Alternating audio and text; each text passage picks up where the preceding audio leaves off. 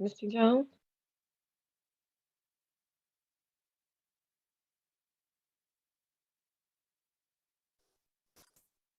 Hello?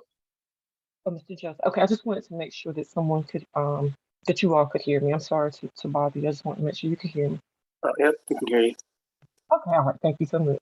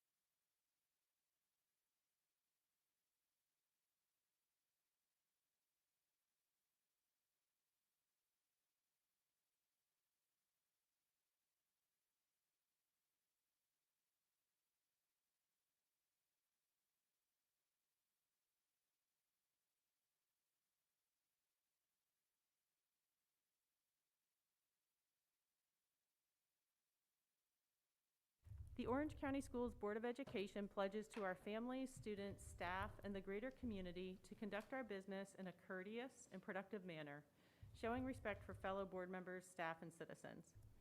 The board asks its citizens to conduct themselves with the same courtesy towards all staff members and each other. As per board policy, Robert's Rules of Order will be used to conduct meetings. Following the Pledge of Allegiance, a moment of silence will be observed before we begin our business. Public comment will be held after the board adopts tonight's agenda, although actually we are going to have a slight change in our agenda this evening. We have to move up a work session and a recognition before public comment. The board also asks that you check your cell phones and other electronic devices to be sure that they are turned off or on vibrate in order to avoid disruptions during the meeting. If you would, please stand and join me for the Pledge of Allegiance.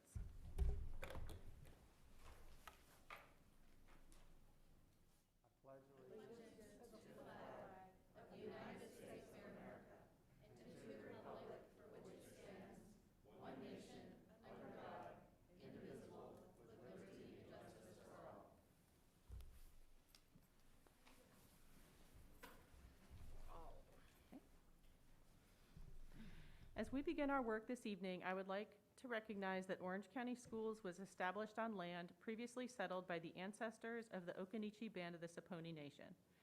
This board has made a commitment to honor and respect the heritage of Indigenous and all members of our community, to work to undo decades of racial harm, and to build to the best of our ability a community that fosters a sense of belonging for all of our students so that they may thrive and succeed. Do I have a motion to adopt tonight's agenda? So moved. Second. I have a motion from Ms. Smiley and a second from Ms. Hauser. Ms. McKenzie? Yes. Dr. Moore? Yes. Ms. Smiley? Yes. Vice Chair Stevens? Yes. Mr. Atherton? Yes. I vote yes. Ms. Hauser? Yes. Thank you.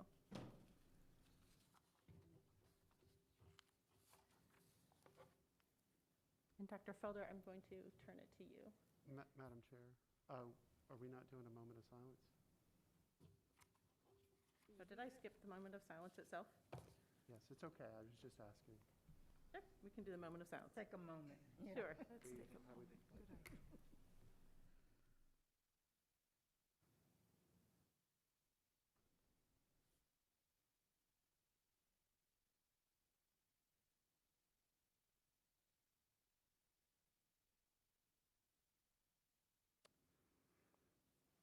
Thank you.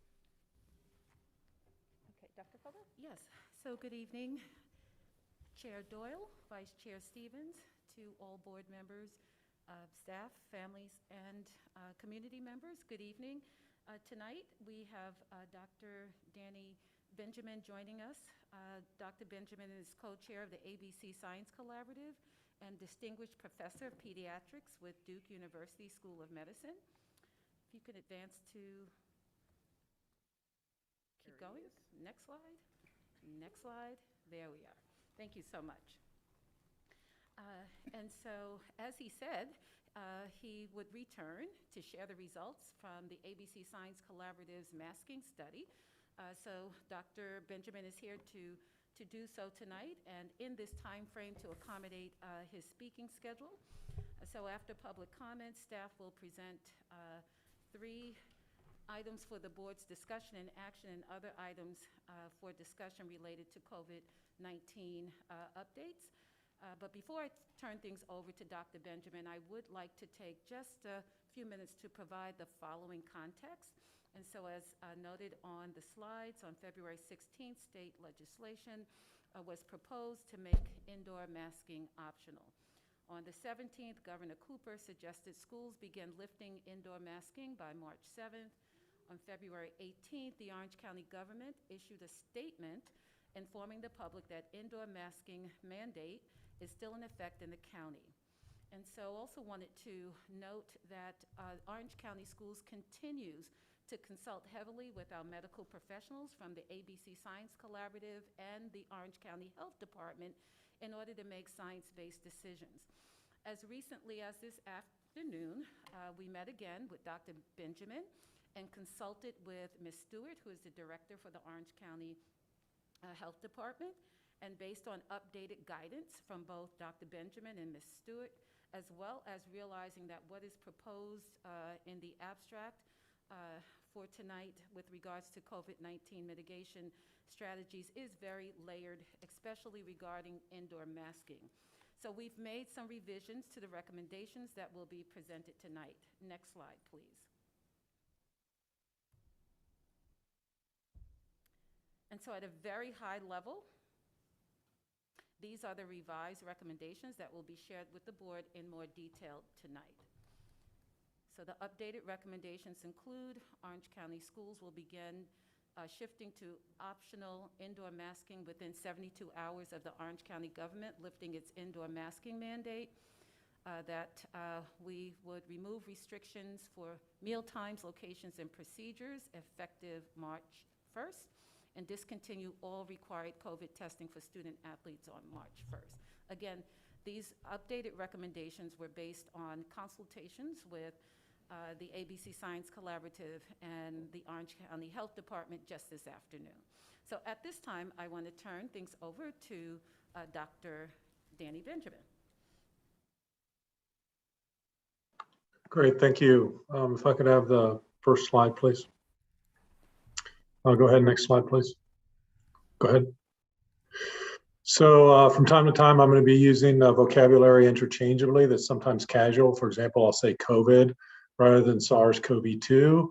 I might say quarantine rather than exclusion from school. Please keep in mind that we tend to use more lay-friendly and less precise language when we do these presentations. The ABC Science Collaborative is funded by the National Institute of Health and has not taken any money from any school district ever. The role of the Science Collaborative is to provide the science, and tonight I'm just going to cover two items that I'm frequently asked this month. The first in some detail, and the second will be blessedly brief. The first is, do masks work? And I'll provide the data on that. And the second, should a particular school system, and I'm sorry here for having Iredell Statesville schools abbreviated rather than Orange County schools abbreviated. You can imagine that in the state of North Carolina, we don't have board meetings on Friday, Saturday, and Sunday because that's the weekend. We didn't have board meetings in South Carolina on Wednesday nights because we went to church then too. I don't know how that works in North Carolina, but most of the board meetings in this state are Monday and Tuesday. So I apologize for that typo. Regardless, we don't advise on whether or not a school district should be doing masking. Go ahead, next slide, please. This was last accessed in the week of February 7th. Cases continue to go down. They're now down below the peak nationally of the Delta surge in the fall and well below last winter's surge. And in fact, Orange County on the last 7 days is running between 100 and 200 cases per 100,000 population per 7 days. Go ahead, skip the next slide and go on. All right, now just something to get us all on the same page about morbidity. This has, while SARS-CoV-2 or COVID infections have been devastating on the older population and some of the most vulnerable children, the probability of hospitalization following infection for children is provided here to compare with influenza, so regular flu, that's the far right-hand column. RSV, respiratory, also known as respiratory syncytial virus, very common infant virus, really causes a lot of hospitalizations per 100,000 in infants, but only several dozen per 100,000 in school-age children.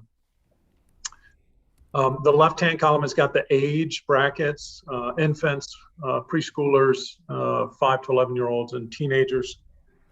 COVID in an unvaccinated child has a similar hospitalization of cases per 100,000 as RSV and influenza.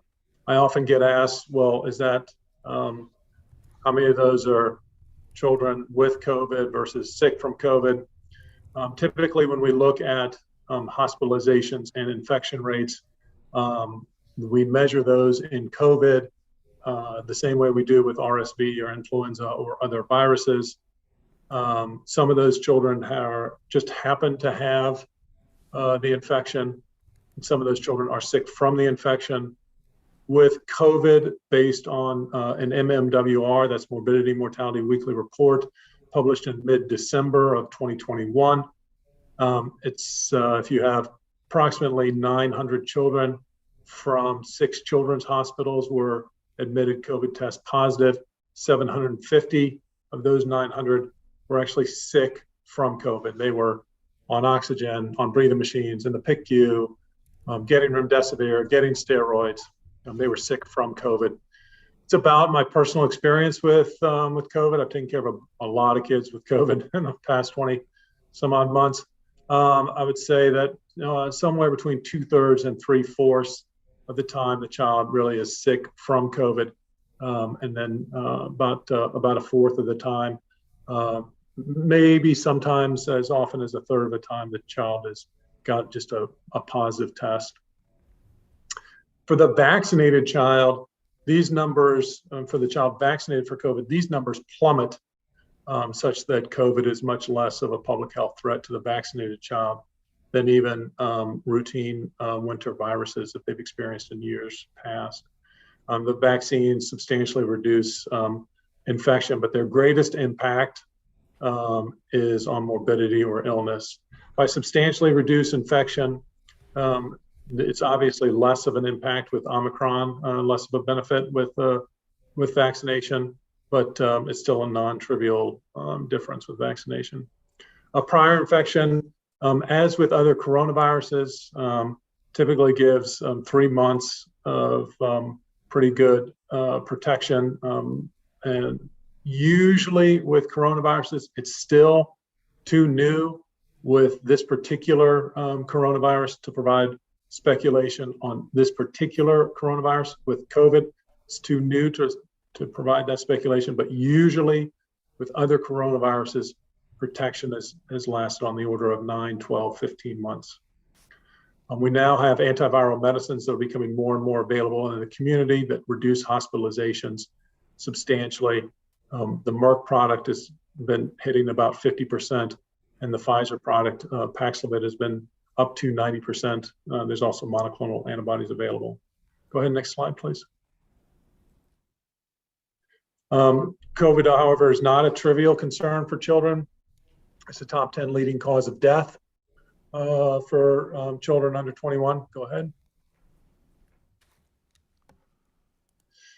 Masking clearly works. We were the group to essentially define what is now the primary endpoint as it relates to mitigation measures within schools. That is, if I come to school with a case, I'm a primary case, I get that case in the community, that's primary infection. If I'm in 3rd grade class with another student and I give that infection to another student, that's a secondary infection. Those are infections acquired at school. In typically with the Alpha variant and the Delta variant, on average, I might infect another 2 people in the community if I'm infected. In schools, however, with masking, it takes about 20 to 25 children who are infected to infect 1 other child.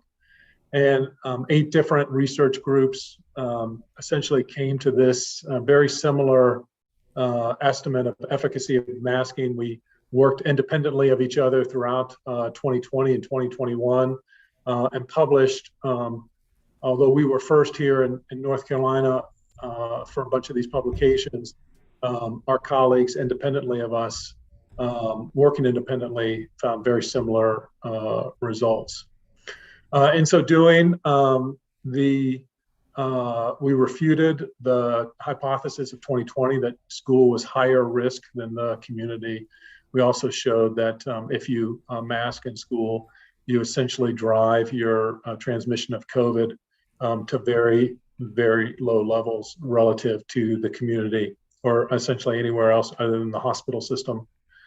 However, one of the criticisms of this data was that we did not have a control group. None of the research groups did. Go ahead, next slide, please. And so we assembled a cohort of, over the summer, we contacted all 13,800 school districts in the country. About 140 of them expressed some kind of interest. 61 of those districts were able to consistently provide or differentiate between primary infections and secondary or within school infections. Most of those districts were masking universally. A group of those districts were doing voluntary masking for the entire period of study. And then a group of districts did what we called either variable or partial masking. And what they did was maybe they had a few weeks in August or September where they went with voluntary masking.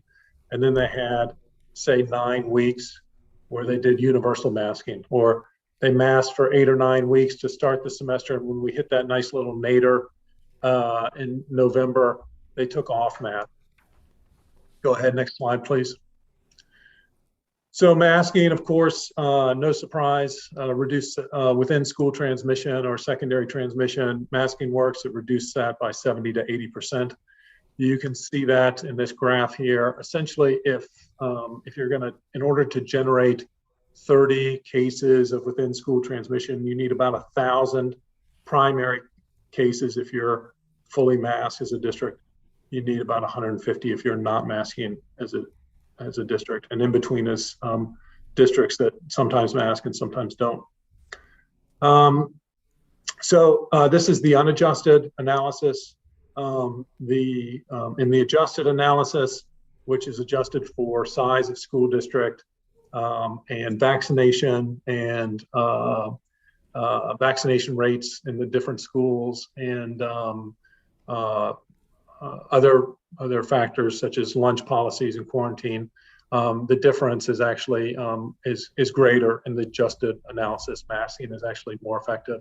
Ironically, we thought that vaccination rates would be higher in the districts that had universal masking.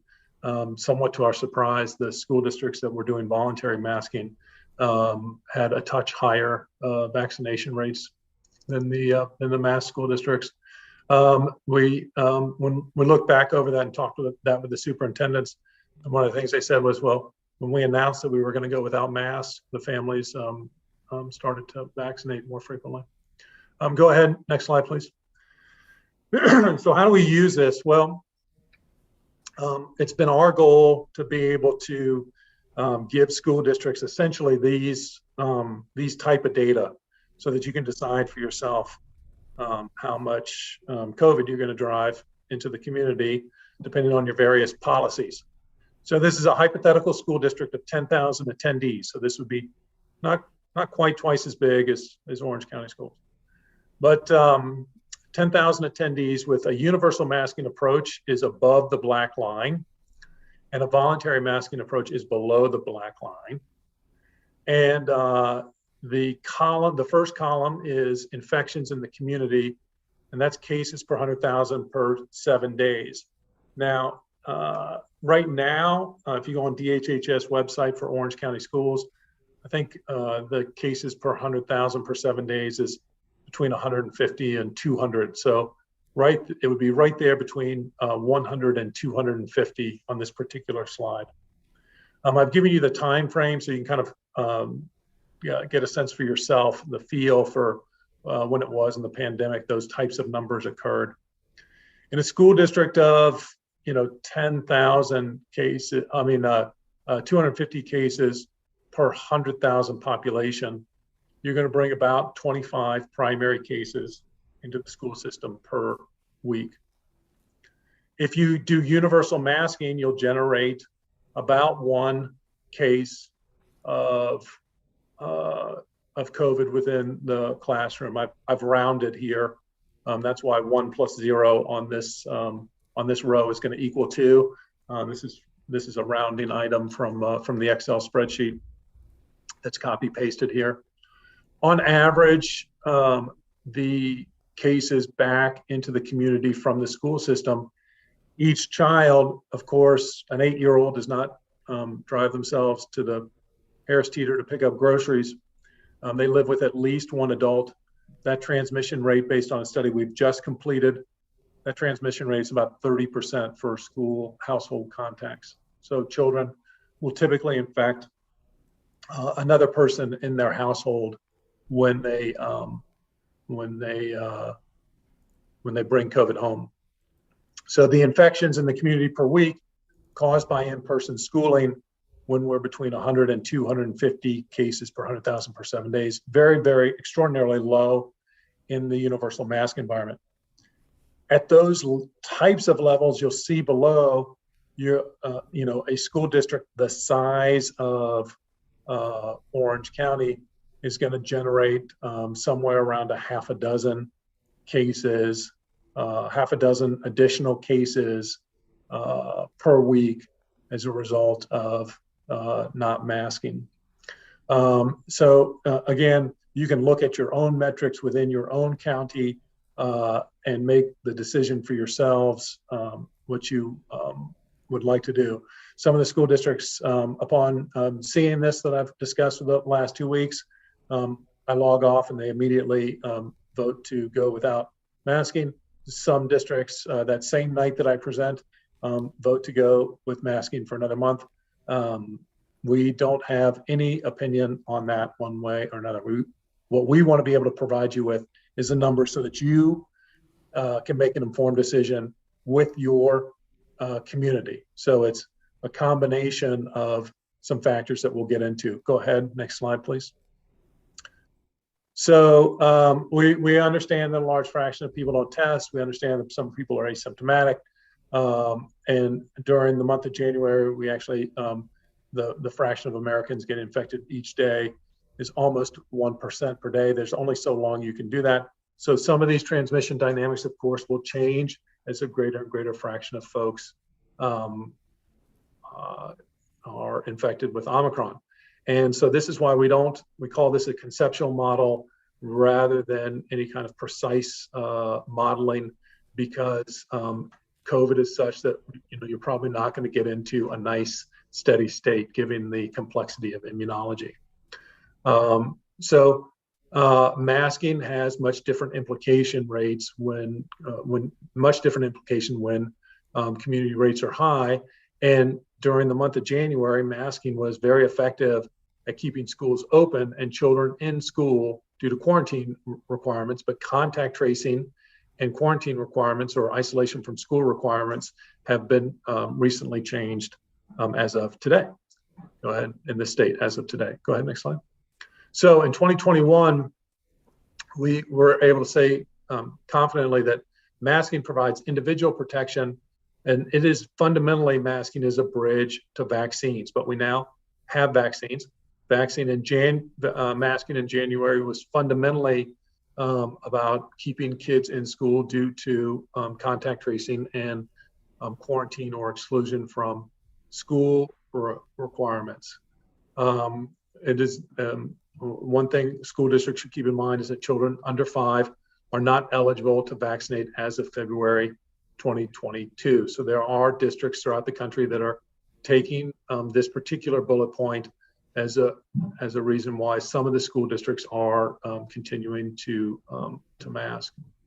Hospitalizations, we had stopped elective procedures in January of 2022, but this has at Duke, but this has since eased. I don't have clinical privileges at UNC Chapel Hill, so I don't want to speak to that institution, but as far as your local hospitalizations, if your local institutions are not doing elective procedures, as was the case in January, that's typically not wise to go without masking. However, that's since stopped, at least for Duke. I can't speak again to UNC Chapel Hill. So community rates of infection should not be used as a decision to close schools. That was kind of conventional wisdom of 2020. or a decision to do hybrid education, and that's reflected in Senate Bill 654. But infections should be used to help guide mitigation policies, and infections are dropping substantially, not only nationally, not only in the state of North Carolina, but also in Orange County. Go ahead, next slide, please. So masking definitively, reduces the spread of infection of COVID-19. This is why you wear a mask if you're a visitor or a patient at a major hospital in the United States. Masking reduces the spread of COVID in schools. The data are imperfect, but are consistent with data from hospitals. And as the pandemic recedes in 2022, schools and school districts can use our data to determine for themselves what's right for schools to require masks. As you just as a friendly reminder, we do have a national program. So we're dealing with some schools, particularly west of the Rocky Mountains, where COVID rates right now are higher than they were here a month and a half ago. They're at 300 and 400 cases per 100,000 per day. And so we have a national program for research, and we have a national program for slides. And so this is not meant to be a set of advice for OCS specifically. Ultimately, schools can make a decline in case count to make an informed decision that fits their school system and their community best. And with that, next slide, I think that's it.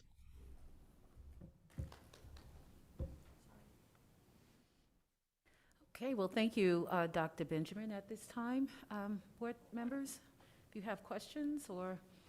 And just a reminder, board members, to speak into, we're going to have to lean in to speak into our mics tonight.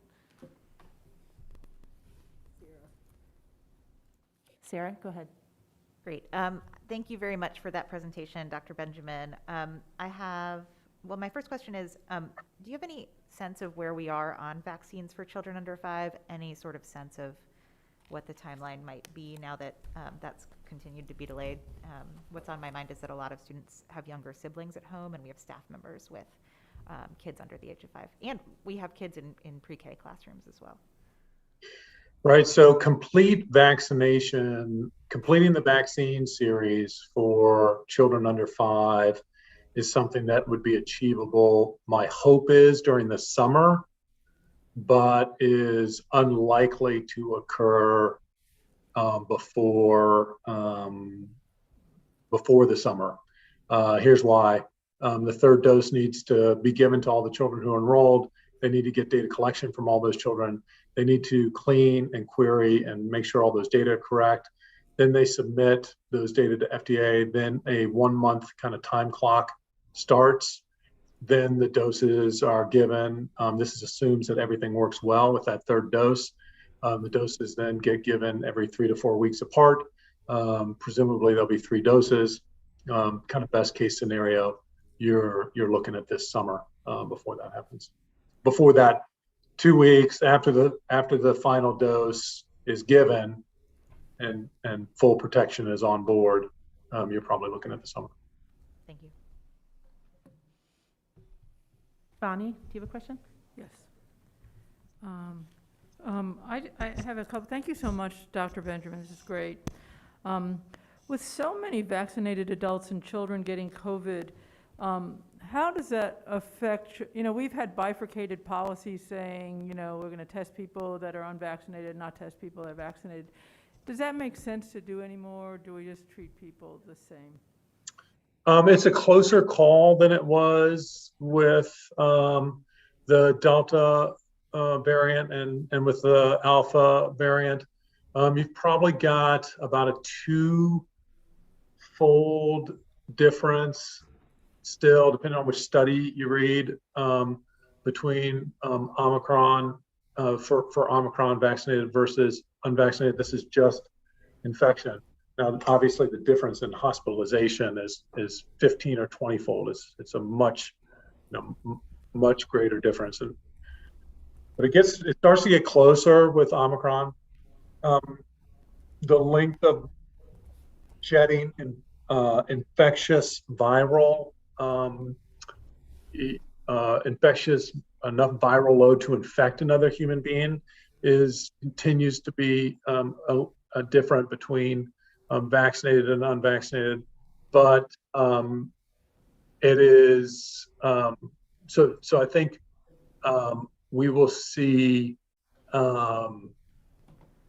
nationally a trend to those policies starting to merge to look more like each other. I suspect that we'll see that with this particular variant.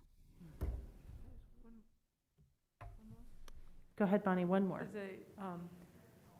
Do you have any sense of when what it looks like when we reach that magic moment where we say it's no longer a pandemic, it's now endemic? Your first slide suggested that we were getting close, given the comparison of COVID to flu and other diseases. Yeah, I think for children, for school-age children, going to school now with COVID is essentially the same or less risk than influenza or RSV in 2018 or 2019. For very, very high risk children, for example, for high risk children, the vaccine brings their risk down below flu and RSV. For low risk children, or kind of typical children, if you will, the vaccine brings their risk way, way down below influenza or RSV. Special care is still needed for children who've had a stem cell transplant, children who've had solid organ transplants, certainly patients who've had a heart transplant. Omicron is not a mild experience for those patients. So I would say for children, it's an experience much like, as far as individual risk, we're talking about an experience much like 2018 and 2019, and decisions on masking here as we move into 2022 are much more of a community type decisions. Okay, other board members? I see Sarah's hand. Anybody else? No? Sarah? Great, thank you. So one thing that I've noticed is that we're seeing more cases in Orange County schools and more transmission in schools than the projections in that table, right? So, the assumptions about if the community rate is this, then this is how many cases we'll have. Our sort of rate of cases in schools in Orange County, last week we would have been expected to have 24, 25 cases. Last week we actually had 51. And the secondary transmission estimates in a fully masked environment, which we are right now, in our last board meeting, we'd seen for the previous period, we had 60 primary cases causing 30 secondary cases. And so in a fully masked environment. And so there are certain places where we're seeing sort of worse numbers than I think that chart would suggest. And I'm curious about how you think that might influence our thinking and sort of interpretation of that. Like how should we sort of take that local reality and the chart together? Yeah, one thing you can certainly see with COVID, one thing that we've seen over and over and over again with COVID throughout the 200 school districts and throughout the, 20 months is schools and districts will run hot, if you will, for a while. So they will run, and then they'll cool relative to their community for a while, or relative to what you would expect. So I'm not surprised at all that you would have variation relative to what's shown there. That's a population average over, over 1.3 million children and about 3,000 schools. And just to drive that point home a little further, the secondary cases have tended to cluster with compliance around or adherence to masking. So we have a school district. It was a quite large of a school district that more than 50,000 children. In that school district, 5% of their 5% of their schools accounted for over a third of their within school transmission during the month of August and September, to the point that they needed to go to district leadership needed to bring in monitoring into some schools, which rectified the problem. So you're seeing kind of three forces there that would be my differential. Number one, sometimes schools simply do run a little hotter or cooler than the community.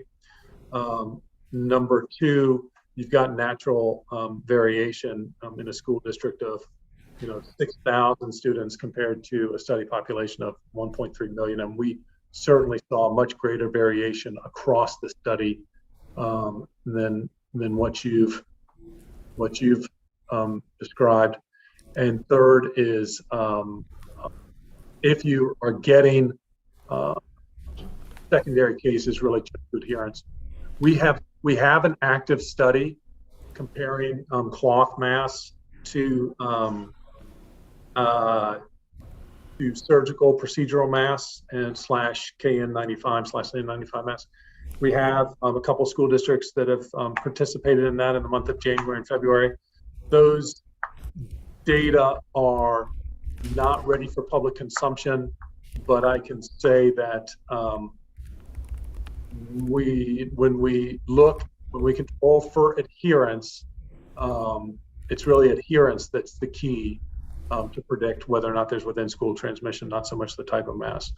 Now, as you're thinking about your own cases and your own policies, paradoxically, if you're having a lot of transmission with masking, you're driving kind of toward the null as a difference between a masking and a universal, between universal masking and voluntary masking. The difference to unmasking in the school districts that we see without masking, that we'll see a secondary attack rate that's fourfold or fivefold higher than universal masking across the country. If you're approaching that in your universal masking state, I would either take a look at adherence or say, gosh, how much worse is taking masks off going to be for us? Getting close to each other. Thank you. Will? Dr. Benjamin, I just wanted to say thank you for your time. Thank you for giving us the perspectives, especially where we were to where we are, all of the changes, the data that helps us, and definitely working with our superintendent and staff to come up with, last minute recommendations, or I should say up-to-date recommendations. But I just wanted to, say thank you.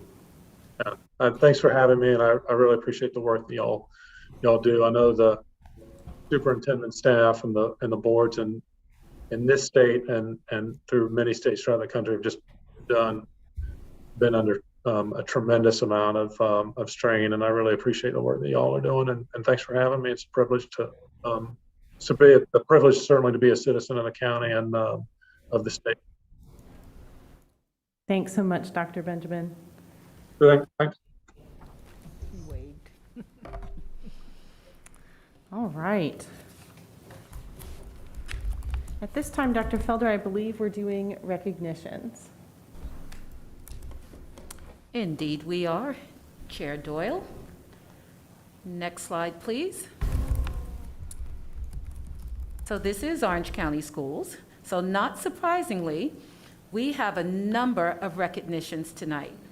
At our last meeting, we recognized Spelling Bee champions and have 3 more students to recognize tonight. So congratulations to Owen Isaacs, the Pathways Elementary School Spelling Bee champion, to Aaron Torres, the Eflin Cheeks Global Elementary School Spelling Bee champion, and to Maxwell Stern, the middle grades representative from the Orange County Schools Online Academy. As a reminder, for grades 3 to 8, each student participates in a classroom spelling bee. One winner from each classroom advances to the school level spelling bee, where they compete to represent their school at a regional Duke spelling bee. This year, due to COVID protocols, the regional Duke spelling bee will be held virtually on Saturday, March 26th. For each school, spelling bee winner has been recognized by the Orange County Schools literacy team, and you saw a picture of them at the last meeting, all decked out with their little bee outfits on. And so they received, they were presented with a trophy and an award certificate. So congratulations again to all of our spelling bee winners. Right, so next slide, please. If you recall, at the January 10th board meeting, Mr. Xavier Adams, who is a teacher at Orange High School, was recognized as a finalist for the 2022 Prudential North Carolina Beginning Teacher of the Year Award. While I'm not a betting woman, if you recall, at that time I said, I think we'll be back. Well, we are, because Mr. Xavier, as he is known to his students, was named the North Carolina Center for the Advancement of Teaching 2021 Prudential Beginning Teacher of the Year on Thursday, February 17th.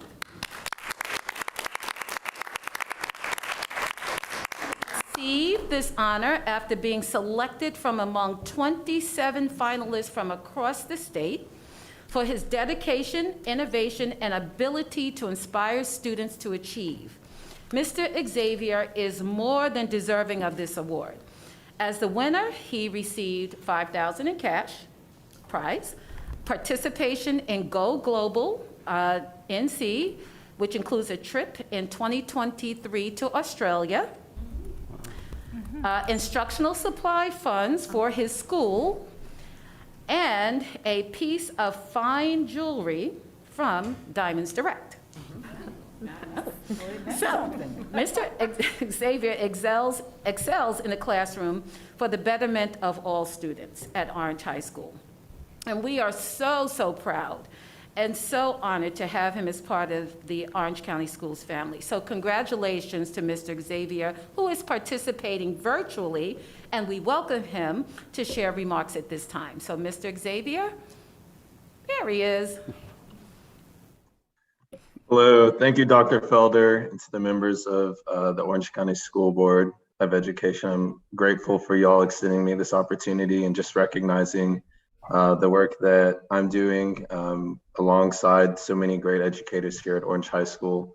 I also want to give a quick congratulations to all those spelling bee winners. I remember in 6th grade when I lost in the spelling bee very early on. I was not nearly as talented as these students were, but I lost very early on when I failed to spell the word pain. It was like window pane, and I spelled it as P-A-I-N rather than P-A-N-E. So huge congrats to those young scholars that are excelling with the spelling bee. And just kind of as my general remarks in accepting this award and grateful for the recognition right now, I'm really excited to be a part of this school district that is doing so many incredible things for students. Last week, getting to collaborate and learn with 26 other educators from across the state, it just really humbled me and made me incredibly grateful to be a part of Orange County Schools, knowing that we genuinely are ahead of the curve in a lot of ways in terms of equity, in terms of supporting students, in terms of just the way that people show up to love the students here. And I'm also just super grateful again for the students at Orange High School in particular that I've been able to work with, but all of the people here at Orange High School that have just been incredibly kind to me and welcoming me in my first 2 years here. So once again, thank you to the school board, to you, Dr. Felder, to all my admin at OHS, as well as to my colleagues and students. Thank you so much for this opportunity. Thank you again, Mr. Xavier. Congratulations. Okay, well, we're not done. So a big round of applause and congratulations. Next slide, please. Also goes out to Katie Bell Sykes for winning the state championship in the 50-yard freestyle swim on February 11th at the NCH SAA 3A state meet hosted by Cumberland County Schools. Katie is the first, I repeat, the first women's state champion for Orange High School, and she is a sophomore. Katie is participating virtually, and we welcome her remarks, but first, let's give her a huge round of applause. Way to go, Katie. Hey everyone, thank you so much. I'd just like to thank my coach for everything that he did for our team. And, you know, he organized all the meets for our conference and he gave us a really great season. And he also kept us safe with everything going on with COVID. And I also wanted to say thank you to the Hillsborough Sports, Jeff Hamlin, for everything that he did. He covered a lot of our meets, which I was really appreciative of. And he also covered a lot of other high schools meets. I was very grateful for that. And yeah, just thank you guys so much for inviting me to come speak. I really appreciate it. Okay, well, congratulations again, Katie. All right, next slide, please. So the tables were turned last week at Orange High School. What on earth does that mean, you ask? Well, after hearing that 55% of students did not feel a sense of belonging, members of community organizations such as Boomerang Youth, Grow Your World, I'm Soteria, and Community Works decided what better way to show belonging than through art. These community members came together and wrote a grant, which was funded by the Hillsborough Arts Council. The result, a partnership with Orange County Schools on a Turning the Table, a Belonging project. Orange County Schools students were asked to create a visual representation answering the question, what does belonging look like? Beck Tiani, a student artist at Orange High School, was the winner of the art contest. Beck calls their design a love letter to Black and LGBTQ students. And the picnic table will forever remind students, staff, and the community at large that every person, regardless of who they are, where they come from, that they are welcome and they belong. Next slide, please. The unveiling of the final piece was held in a special ceremony at Orange High School on Wednesday last week. Beck was joined by family, friends, their favorite school staff, and those who helped launch the project and see it through to the end. Guests included the contest organizers, art patrons, a representative from the Orange County Arts Commission, board members, and staff from Orange High School and Orange County Schools District leadership, just to name a few. Next and last slide. As Mr. Johnson, principal of Orange High School, said, we want the Orange High School to be a place of healing, and we are striving to ensure that everybody feels like they belong. This collaboration of talent and passion, which we see in Beck, combined with the power of using art to affect change and influence culture, is something that Orange County Schools is beyond proud to play part in. So congratulations to Beck. We wish them well as they embrace new opportunities to create and to unite people through their art. Beck is joining us tonight, meeting virtually, and we welcome their remarks. Beck? Hello. So I'd like to thank all my friends and family for helping me out and getting this done, because it was a lot of work and I couldn't have done it without them. I'd like to thank everyone at the school and at the Eno Arts Mill for helping me out and all the artists I met there. And most of all, I'd like to thank Soteria Shepperson, who created the project. And she's been my biggest cheerleader and supporter all the way. And she's awesome. And I couldn't have gotten this far or gotten this opportunity without her. Well, thank you, Beck, and congratulations.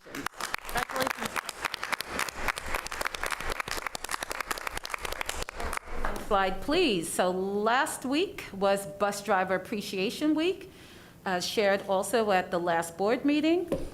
This is an appreciation that's celebrated throughout the country. We enjoyed celebrating all of our transportation staff at a special event last Thursday. Our transportation staff safely transports almost 4,000 students every day. We appreciate our bus drivers. We appreciate our mechanics. We appreciate our TENS coordinators and each and every member of the transportation team, and we continue to thank them for their amazing service to our children.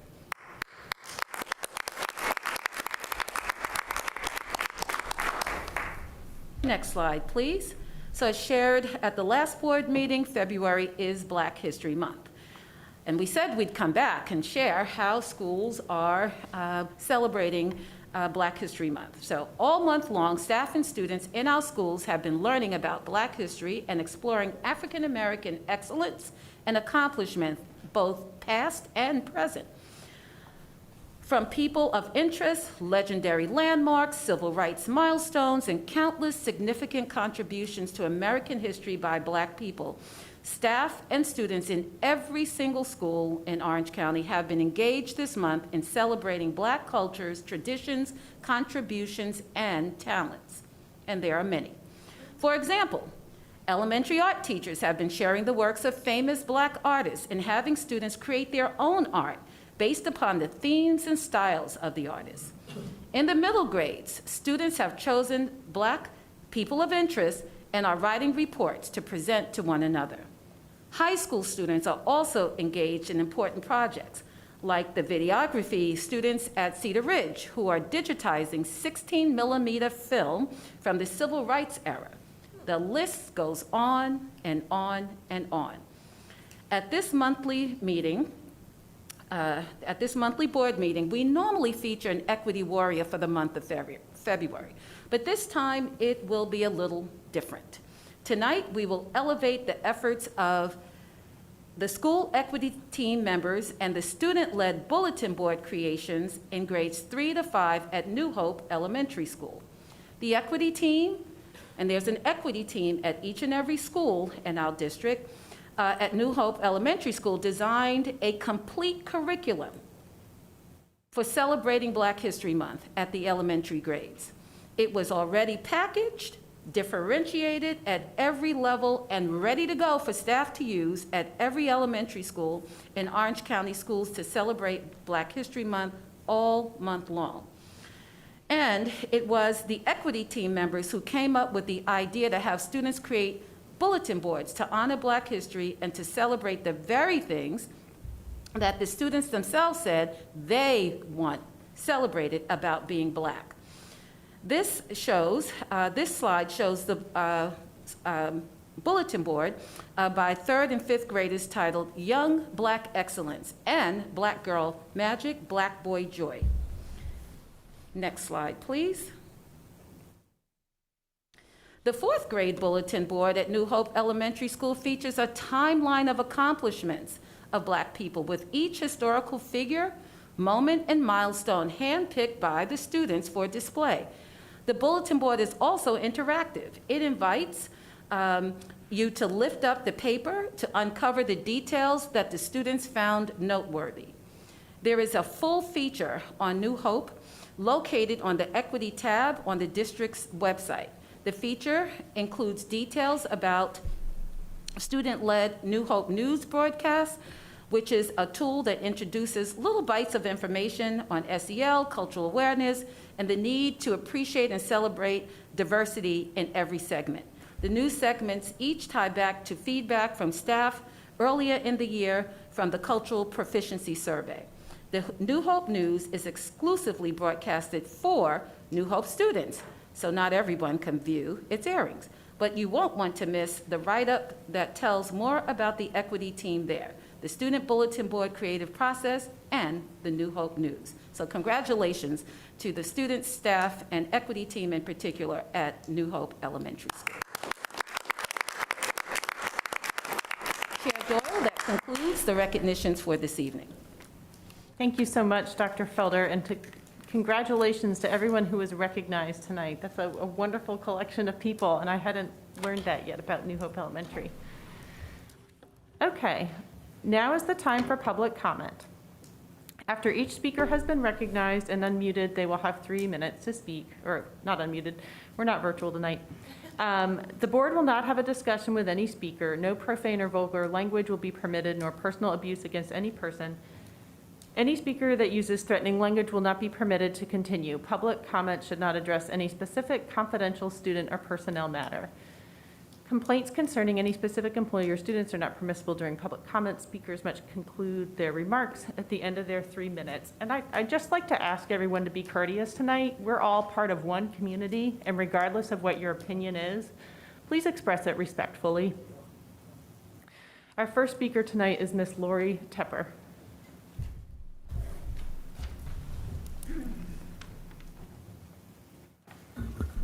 Good evening. I want to address the current COVID mandates set forth in the schools. Please end all mandates and give people the freedom and the right to choose. Parents have a right to make health care and educational decisions for their minor children. The following is some research regarding mask mandates in the state of Florida. Schools in Florida, including those that did not require students to be masked, did not drive community transmission of COVID-19. There is no statistically significant evidence to suggest that counties with mask requirements have fared any better than those without mask requirements during the 2020-21 school year. Masking children may lead to negative health and societal ramifications, and studies have shown that children are at low risk of contracting a serious illness due to COVID-19. Given the historical data on COVID-19 and the ongoing debate over whether masks are more harmful than beneficial to children and to school environments in general, we should protect the freedoms and statutory rights of students and parents by allowing parents to make the decision whether their children should wear masks in school. Governor DeSantis and Yankton stood up for parents and did the right thing. When will North Carolina follow suit? The current mandate of twice-a-week COVID testing for unvaccinated students, athletes is discriminatory. Coaches and teammates alike are pressuring athletes to get the shot. Doesn't that qualify as bullying? Given the fact that we now know vaccinated people get and spread the virus, why do you require unvaccinated kids to test? Could it be related to funding? North Carolina recognizes a person's fundamental right to make his or her own health care decisions. Forced vaccination on anyone is unethical. This shot is still experimental. Thousands of people have had reactions and or died from the vaccine. I watched several testimonies attributing to these facts. So where are those studies that you are producing? The original variant of COVID is long gone, which the vaccine was originally made for. And remember, it was for the elderly, obese, and those with comorbidities. Children were not affected by it. 2 years later, we have learned a lot, yet our schools and government refuse to change. Stop the ridiculous mandates and allow these kids to get back to normal. You already robbed them of precious years. I'll end with a quote from Barbara Lowe Fisher, co-founder and president of the National Vaccine Information Center. She states, quote, "Parents are responsible for their children's welfare, and we are the ones who bear the grief and the burden when they are injured or die from any cause. We are their voice, and by all that is right in this great country and in the moral universe, we should be allowed to make a rational, informed, voluntary decision about which diseases and which vaccines we are willing to risk their lives for." And I totally agree with her. And I also want to just call you out for this last-minute virtual Your time meeting. is up, Ms. Tepper. Are you afraid to hear from those who want to oppose you? Thank you. Your time is up.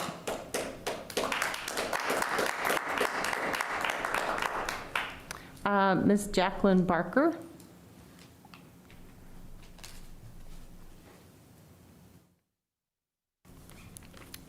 Good evening. Dr. Benjamin said when... Would you put your mask on, please? Oh, I thought if we were given a broadcast or a speech, we didn't need to wear one? That's Not what that I'm aware of. the Are you aware of Orange that, Dr. County Felder? indoor mandate says that. You're more than 20 feet away giving a broadcast. We're not 20 feet away. Oh, Yeah, you're more than- I'm sorry, that's Do you just, know, Eva? that's, I'm sorry, I couldn't hear you. No. We do not have that exception in our school system at schools. so the school overrides the county? This is a school board meeting. Okay. Sorry, that's just what I was under the Please impression. don't interrupt. The lady in the yellow sweater, it's not your turn. Okay, can I just start over, please? Yes, go ahead. You can start. Have your 3 minutes. Thank you. Dr. Benjamin said when referring to the reduction of oxygen from masks, quote, "What children will do when they get a little bit less oxygen, they will do the same thing adults do. They'll breathe faster and they'll breathe harder and they'll blow more air outside the mask," end quote. When the narrative is being that students are presumed infected unless proven healthy, this is concerning. I would imagine a mask would hold a large concentration of the virus after 7 hours. More unknowns about masks, but let's keep doing it anyway. Keep in mind, Dr. Benjamin is only providing you information. He holds a medical license and is not advising or prescribing students to wear a mask or take biweekly tests. No one wants to be liable for any harm caused from these non-FDA approved medical devices. As none of you hold a license to practice medicine, you are putting yourself liable for continuing to prescribe masks and tests. What does Orange County schools now define as fully vaccinated for 12 and up? Booster or no booster? There is conflicting information on the CDC's website with terms fully vaccinated, optimally protected, and up to date, and it does not align with the high school newsletter that was sent out yesterday. So if that could be cleared up tonight, that would be very helpful. I'm glad to see the school will no longer participate in the ABC Collaborative Test to Stay research study that baited families to take part or their healthy children will have to sit at home in quarantine. They received $3 million from the NIH. So when the main source you take advice from is at the same time running a study funded by the government, that seems to be a conflict of interest. The excuse that the study was opt-in doesn't make it right, just like the biweekly testing on only unvaccinated students doing extracurriculars. There are no COVID tests that have FDA approval at this time. They're all under EUA, so why start testing, or why wasn't there any testing during the Omicron surge? Like the effort now doesn't make any sense with the virus 99% survival. So since there wasn't an effort, it seems it's kind of irrational to do it now. I don't think it's ethically right to experiment on our children. As you see, these experimental tests and devices are trial and error. Tests are being recalled and data is incomplete and changing, all the while using our children as test subjects, knowing they are the least likely group to suffer severe disease and death. Your decision to test these students with experimental tests is not righteous. Just because you think extracurriculars are voluntary does not change the fact it's all an experiment. These students have lost more than I can express in the last 2 years, and now we want to end the school year by taking away more? Students do not want to take part in experimental vaccines and tests to participate. The testing policy is already creating division, bullying, and discrimination between the students. When the cure is creating more harm than the virus, it seems the time has come we need to stand up and start saying no.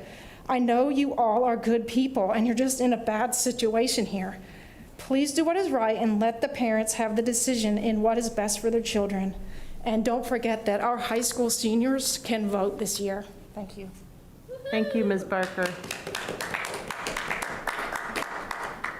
Barker?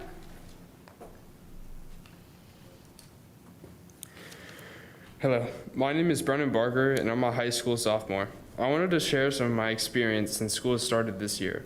I have a new medical condition that has developed over time, constant heavy nosebleeds, a few a week. I have to take when I take a test, I get anxious and need to breathe harder, but I can't with the mask on, so it often affects my test scores. I've missed many days of school because I have allergies and I'm not allowed on campus if I have any symptoms, which include my allergies. If I have to leave school early, it's because I have a hard time breathing in masks. And of course, all of us teenagers have bad acne from these masks. These masks are creating division in my community and I want it to end. Also, I'm a Boy Scout from Troop 438. On my honor, I'll do my best to do my duty to God and my country and to obey the Scout law. to help other people at all times, to keep myself physically strong, mentally awake, and morally straight. This is my Scout oath. I uphold it every day and in every decision I make. I would hope that the board upholds their oath as well when they took their stance in office. Thank you. Thank you, Brennan. Mr. Redding?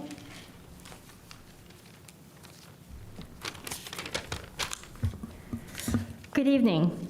As a resident of Orange County, I would like to thank the Orange County Board of Education, along with district administrators, teachers, and staff, for your unrelenting commitment to keeping students safe, both physically and emotionally, in our schools.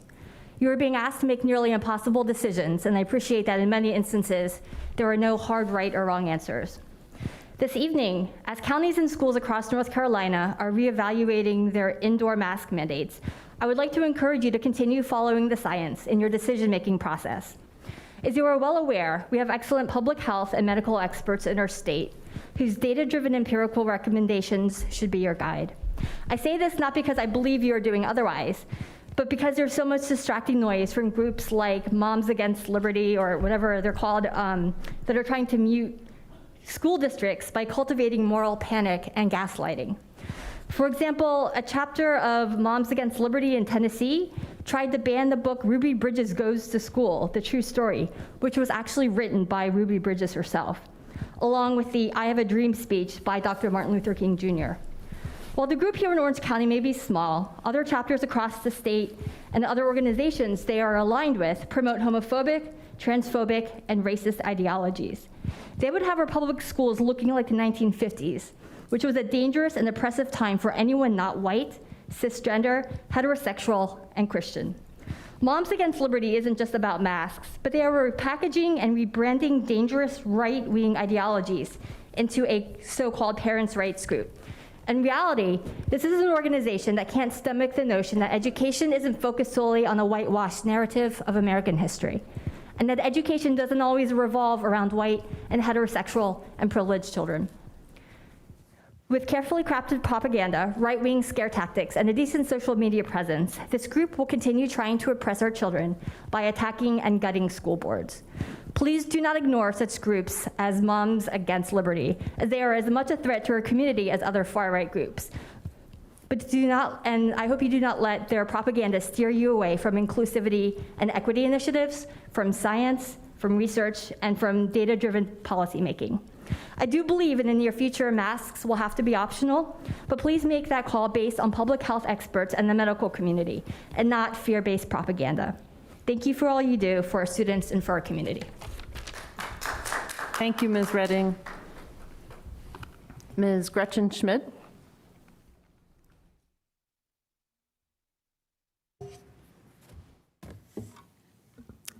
Good evening.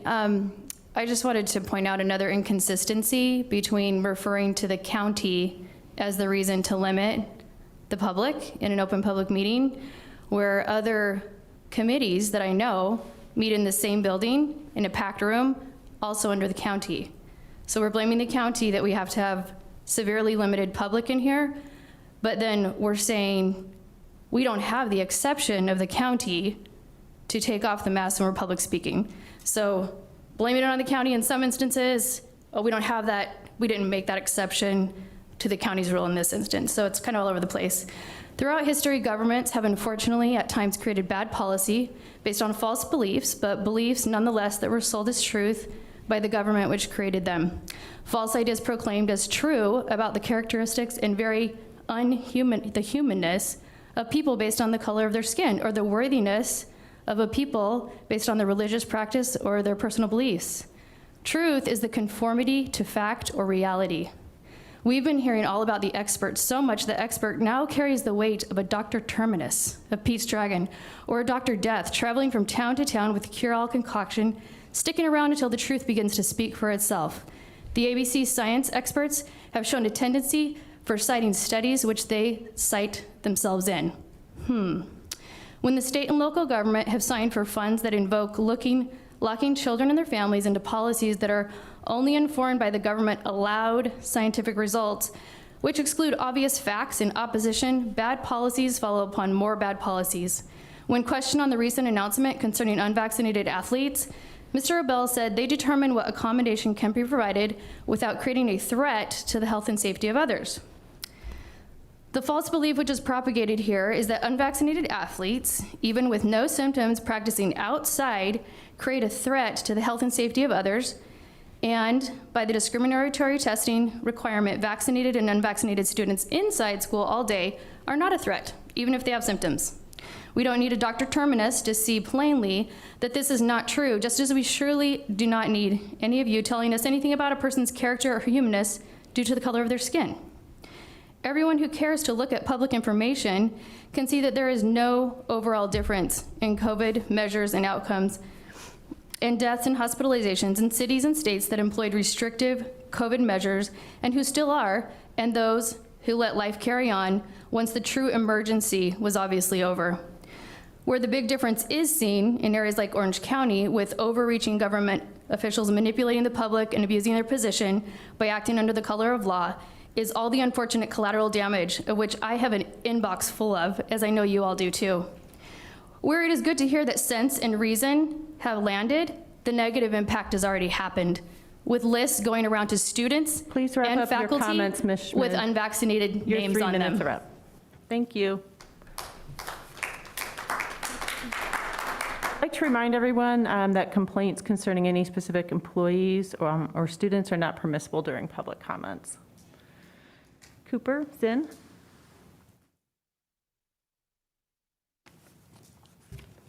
Hello, my name is Cooper Zinn. I am 16 years old and a junior at Orange High School, where I play soccer and was looking forward to playing on the golf team. I'm here speaking on behalf of myself and a large portion of friends who also want to participate in spring sports. I appreciate the opportunity to speak to you about my concerns regarding the current policy of biweekly testing for COVID-19 for non-vaccinated student athletes. To set the context, according to the NCDHHS, in the 0 to 17 age group, there have been 477,383 cases of COVID, resulting in only 14 deaths, which is a 0% death rate. I'm not vaccinated and will not be vaccinated. At this time, there is no advantage for high school students to be vaccinated, as it does not yield any gain because both vaccinated and unvaccinated people can spread and contract COVID. According to the World Health Organization, PCR tests can yield false positives. I won't submit myself to the biweekly testing, as it opens myself up to the potential risk of a false positive, which would mean I would miss 5 days of class.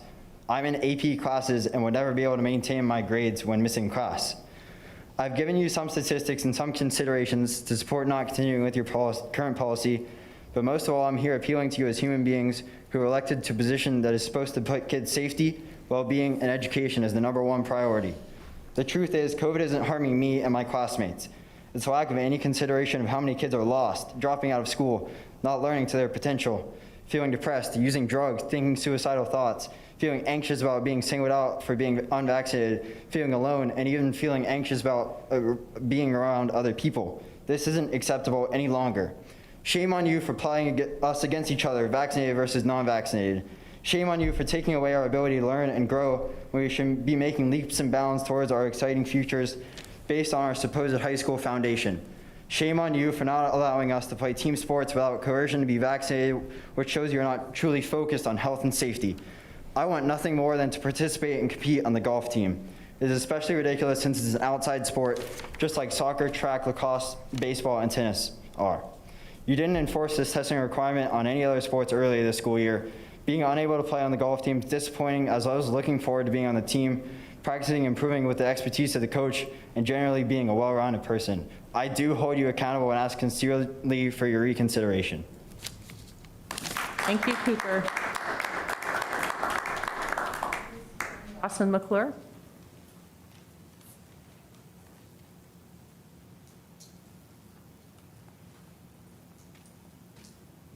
Good evening. Thank you for the chance to speak. I'm here mostly to bear witness, to show up in solidarity, and to say thank you. I can't imagine a more challenging time to be a superintendent or principal or teacher or school board member. I'm so grateful that y'all continue to show up, that you're having hard conversations. I appreciate that you're making decisions based on science. it's not cut and dry. They're not straightforward decisions. I think we all have some sense of that here, and yet the emotion and the intensity and the vitriol comes so fast. I'm a mom of a 4th grader and a 6th grader. I'm also a psychologist and a public health researcher. And I just want to thank y'all for doing your very best to keep our kids safe, to keep our elders safe, and to create a place where our kids feel like they belong. That presentation about the art at Orange High was so powerful. And so I guess I just want to say, like, I think we're all coming from this place of wanting the best for our kids and wanting the best for our community, most of us anyway. But I want to ask about how you hold liberty next to justice and love and belonging. And listening to y'all in the discussion a few weeks ago about the challenges to books, hearing white women and black women leading together courageously and brilliantly and fiercely tackling challenging history makes me so grateful to be in Orange County and that this is where my children are growing up and get to go to school. Thank you for being here and doing what you're doing. I think the last thing I want to just mention is that I'm part of the PTA at both my kids' schools, and there have been fewer than 5 parents at each of the meetings that we've had this year, and I have not made all of them. I'm there as often as I can be, show up when I'm able. We are all having ups and downs throughout this, to be sure. In the past week, one of the board members convened a meeting of PTAs across the district to see how we might come together and support each other, and everybody was saying the same thing. We can hardly find anybody to volunteer to show up. And that is just like heartbreaking and kind of maddening. And so I'm all for showing up at school board meetings. This makes me feel more excited and alive to be here in this way. And I'm just asking all of us to show up also with breakfast for teachers or helping out with pick up or drop off in any way that we can. Thank you. Thank you so much, Ms. Dawson-McClure. Our next speaker is Thomas Locke.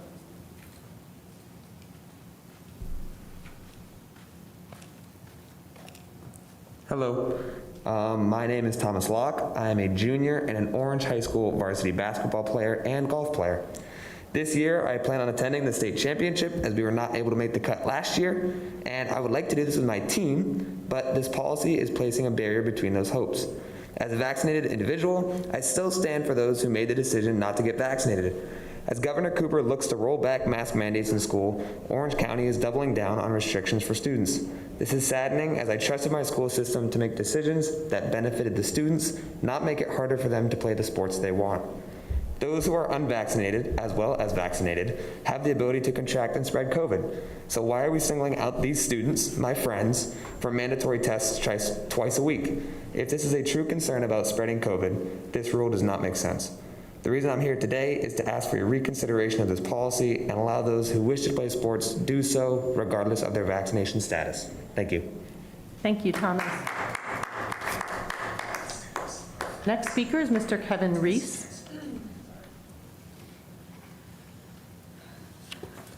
Good evening, Chairman Doyle, board members, Dr. Felder. So my son is a 6th grader at L. Standback. He's attended Orange County Schools since kindergarten, and I'm here to speak in support of continuing mandatory masking in our schools. Wearing a mask in the classroom is not fun. It's uncomfortable to speak, it's hard to breathe, your glasses fog up. I teach at UNC Greensboro. We've been in person since August, and I've taught every class every day in a mask. It's not great. I miss, as do all teachers, being able to see my students' faces and my students being able to see mine.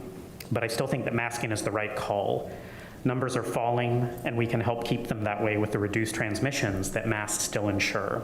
None of us enjoys wearing masks, but doing so is nothing more than an inconvenience. I've heard a lot of talk about the social and educational harm that masks inflict on students in school. I've seen no evidence of that in my son, nor in the students that I teach. We all just wear the masks to contribute to reducing the spread of the virus. It's a pain, but that's all it is.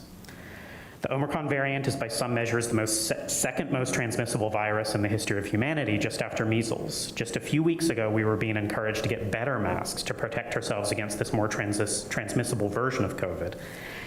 And we're already talking about doing away with masks entirely. What's the rush? Aren't we worried about long COVID? Let's not inject politics into a public health issue. Let's stick with masks along with fogged glasses, muffled voices, breathing our own breath for a while longer until the trends become more obvious. Take it from someone who is in a classroom all day today. Learning is still taking place and social lives are still being built. Thank you. Therese. Our next speaker is Mel Neely.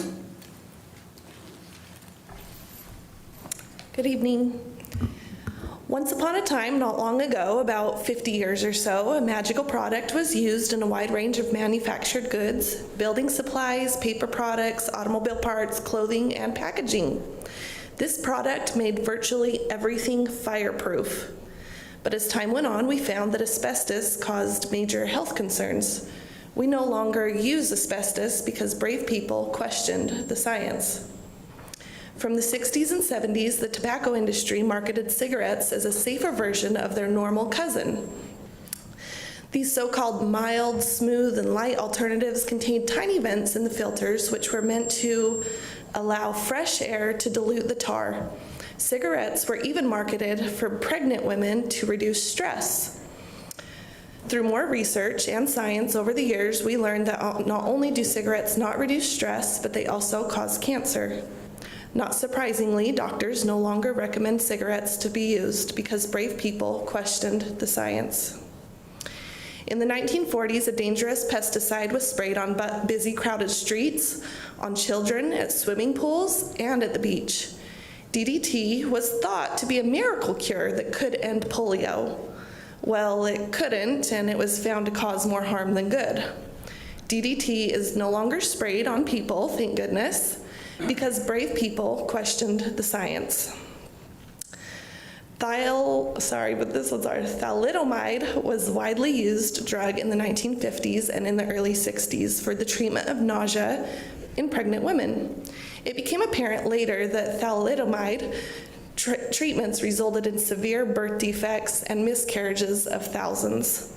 Pregnant women no longer take it, and millions of lives have been saved because brave people questioned the science.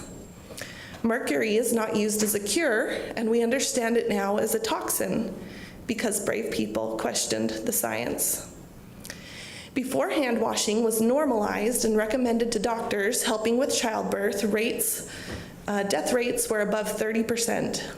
Billions of lives have been saved because a brave doctor questioned the science, was put in an insane asylum, and was humiliated. At some point, people questioning the science are ridiculed, shunned, censored, ignored, and shamed. But that's how science works, by questioning and finding the research and observing, and yes, sometimes the science is wrong and has to be changed because of evidence. All of the practices listed above, and there are many more, were at one time believed to be safe and effective. These were only stopped when enough people questioned them and the evidence was honestly and bravely investigated. Questioning the science is not wrong, disrespectful, or stupid. It is an intelligent, mature, and moral thing to do when you notice something is amiss. It is science itself. Thank you. Thank you, Ms. Neely. Our next speaker is Mr. Robert Castona.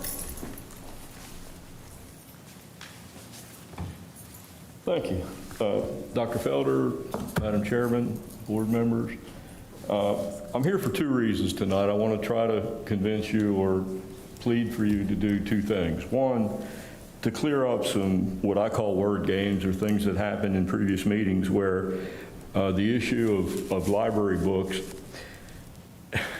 I've got new hearing aids and it's making me ear crazy and I don't hear right. So I'll do the best I can with this, but it's annoying. There was an issue about books in the library, and I understood some of that, and it really comes down to what we understand maybe the word game would be curating books for the library. And my plea is really simple, is that you review those practices and those policies and that those and other books be reviewed based on good principles of curating books for a library.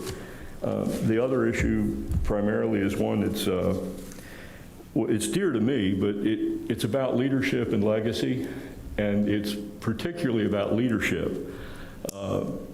All of you, and I've been blessed, I guess, probably to have had some personal moments or private moments with some of you, and I've learned you to be a good heart. I've learned you to be really committed to what you do, and I have to respect you a lot to be here and spend the time you do in the public eye in these times. They're really tough. But there's a lot of differences. There's a giant elephant in the room tonight. It's called Moms for Liberty. I live out on St. Mary's Road. I've honestly never had kids in the school district. I've been here for about 50 years. I've had many friends. I've been in the Hillsborough Rotary, served there, have been approached several times to serve on the school board. Our work in the Rotary, for me especially, and some people say, well, you don't have any kids in the school, what's your dog in the fight? I learned from a couple of folks in the Rotary. Dr. William Harrison, Dr. Randy Bridges were personal friends of mine. They both were superintendent of schools. Randy especially was a good buddy, and Randy approached me, and so did Bill at one time, to run for the school board. Well, they said the reason I should run is because I didn't have kids in the school board.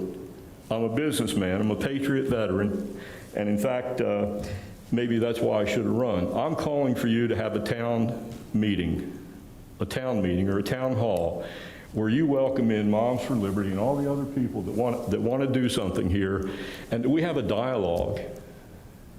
We're not constrained by times and minutes. I'm not much of a speaker. I made funny notes, and I have neuropathy, so I can't type like I used to. But the bottom line is we need a town hall. We all need to come together somewhere in a town meeting and just talk things out. You know, I think we'll learn things about you that I know will be very helpful. I know I will. And you may learn some stuff about us, and I ask those of you that don't agree 100% with the school board, stand up. Okay, Mr. Castona, thank you. Your time is up. Thank you, ma'am. I appreciate it. Okay. Our next speaker is Jackie Wheeland.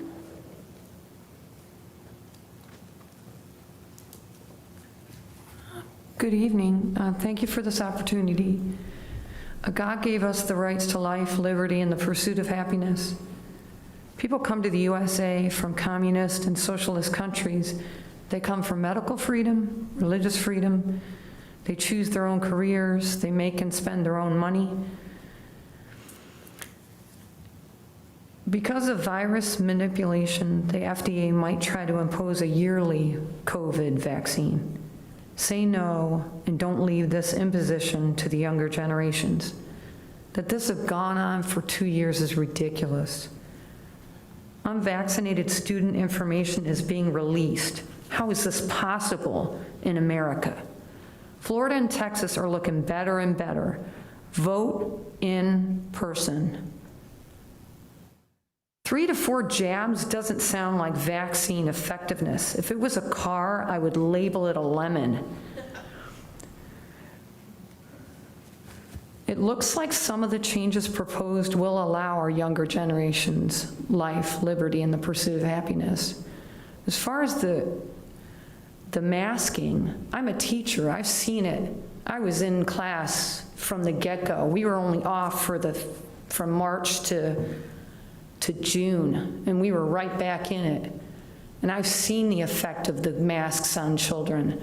And they move them, and they get them wet, they're chewing on them, and I just think it's ridiculous. And just like parents decide whether they're gonna go to this school or that school, they should be able to decide whether their child masks or doesn't mask. This is America, and you have that beautiful flag right there proving that we still live in this beautiful country of freedom. Thank you so much for all you do. Thank you, Ms. Wheeland. Our next speaker is Ms. Sarah Snipes.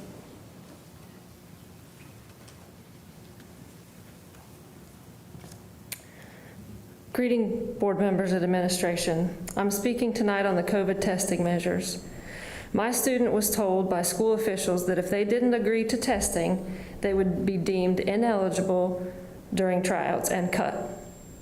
So in order to not jeopardize an entire lifetime of playing a loved sport, my student is being forced and harassed to participate in the medical testing, which is still EAU, emergency use only. Please note that you guys are not licensed medical providers, and you cannot give medical advice. I will hold everyone liable if my student is harmed or has hardship or has any mental or medical trauma. It is extremely egregious to single out and only test the unvaccinated students. It is harassment when my student came home last week and told me that members on his team had cornered another player and were antagonizing him by saying, "Come on, man, just get the vaccine. It's not that bad, dude. Yeah, it doesn't hurt, and I didn't have any side effects. Dude, if you test positive, you could ruin our chances of making the state playoffs." The next day, that student told my student he decided to get the vaccine, saying, and I quote, "Yeah, I went ahead and got the shot because I don't want anything jeopardizing our chances of winning the state playoffs, and also my chances of being looked at by colleges." This incident put further stress, harassment, and mental anxiety and trauma on my student. My student has deeply held medical reasons and religious reasons to not take the vaccine. In addition, he already had COVID. Why would he need the vaccine? Natural immunity has now been proven to be significantly better and lasts 18 to 24 months. But the board and administration won't recognize natural immunity. Why not? This is also putting additional academic and safety concerns on my student. He is a senior. He doesn't report to school until 2 o'clock. The testing is required to occur at 12 o'clock. That means he will have to drive 15 or 20 minutes to school, be tested, drive home to attend his online classes through Alamance, and then drive back again. Is anybody going to pay for his gas? Who's going to help him with that study time that he misses? What if he gets in a car wreck on the way to school to be tested? Who's liable? This is ridiculous, board. This testing is not needed. The pandemic and the cases are going down. Why are we causing this harm and harassment in our community? It's not needed. They could die more of the flu and driving to get tested than they can for COVID. It's not necessary. Please wrap up your comments, Ms. Snipes. I urge you to change course, to resign, or be prepared Thank you. to the fullest Your 3 extent of the minutes are law up. if any harm happens to my child or any others. Thank you. Thank you, Ms. Snipes. Our next speaker is Ms. Bella Brown.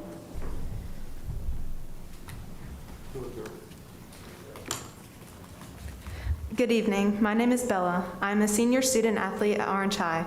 I'm here to advocate for myself and fellow student athletes who have chosen not to get the jab. This is a personal, family, medical decision between me and my parents. Most of us are too scared to speak up, or we feel like we have no voice when it comes to this. We are being singled out and being discriminating against. It isn't right, and all of you know it isn't right.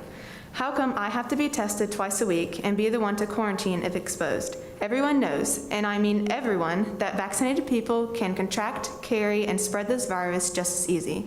So, what logic says that only unvaccinated people should be tested? You also said at a previous Board of Education meeting that this testing would be private. That was a straight up lie. It isn't so private when I have a list of all unvaccinated students in my school who are having to be tested. Cases are falling, death rates are falling, hospitalizations are falling, and what does Orange County decide to do? They decide to enforce a test that is unnecessary, unreliable, uninviting, unfair, absurd, ridiculous, ludicrous, and discriminatory. And us students are much more informed than you think we are. We know the truth, and we know that we are being lied to. Thank you for your time. Thank you, Ms. Brown. Our next speaker is Ms. Jennifer Wieland. Thank you, Board. I just feel for the parents that have to make sure that pornography is away from their children, or that their children are taught that they're white. If they're white, they're all of a sudden they're hated, or that they did something wrong by being born white. And also, I think that the mask mandates and vaccine mandates are a political thing. It's gone on too far, and I think that we should have our eyes on the prize. Where did it happen? We know it happened in Wuhan. We know that that we're playing with fire, that people are playing God, and we need to stop this research, and it's in UNC also, and we're not safe, and everybody's divided over the vaccine and everything else and masks, when we should be figuring out how to stop this for our children and our grandchildren now, that this is not safe research, you're manipulating viruses, and we're not safe, and we have to we're the ones that look bad if you're not vaccinated, or if you don't get your booster and your booster after that, and 2 months later another booster. We're the ones that suffer for research that was done in China when it was unlawful to do it in the US. And I don't think we should be harping at each other, because COVID divided us already, separated us. We don't need to be divided over vaccines and masks. We need to come together and make sure this doesn't happen again, because these doctors are torturing beagles, they're doing bat research, and it's like, well, let's hate our neighbor because they won't get vaccinated. No, let's figure out what happened and stop it for our children, because it's gonna happen again if this gain of function research, whatever Dr. Fauci wants to call it, semantics, whatever, we have to stop this.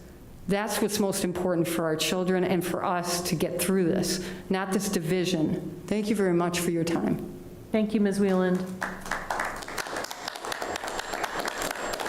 Our last speaker of the evening is Mr. Charles Brown.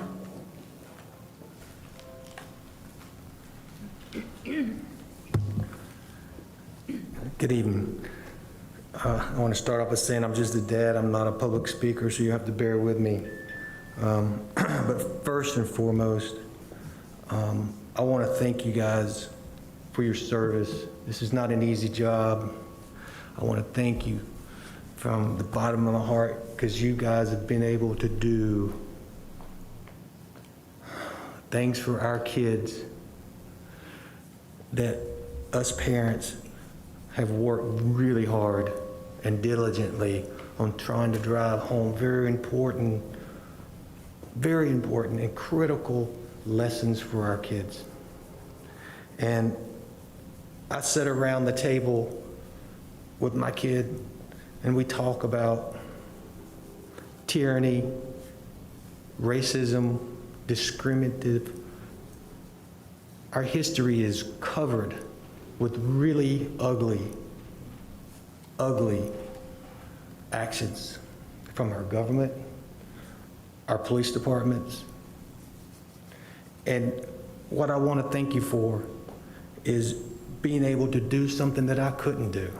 I've talked about these things and they fell on deaf ears.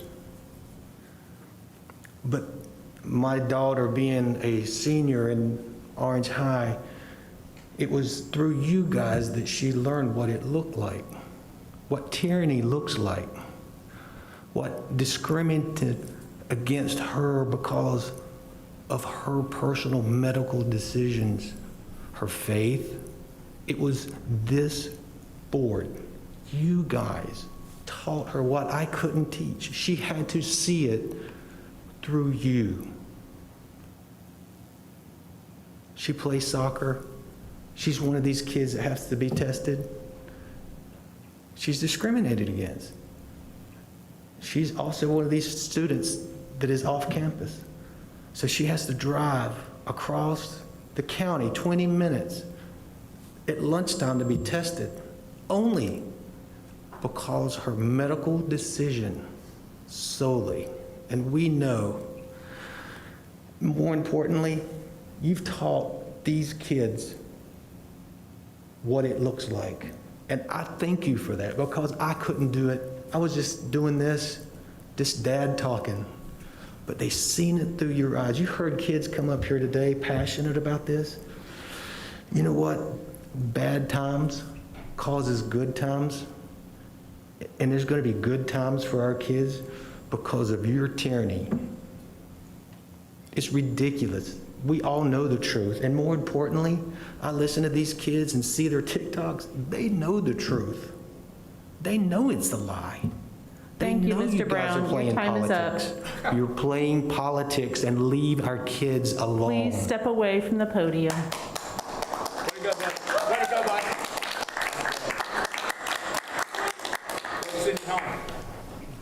That concludes our public comment, and I'd like to remind everyone that it's important that our guests not disrupt the meeting. Our time for public comment is over.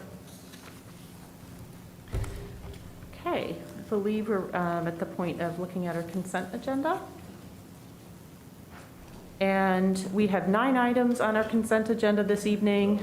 The first one is minutes from our February 7th, 22nd meeting, which does include written public comment submissions.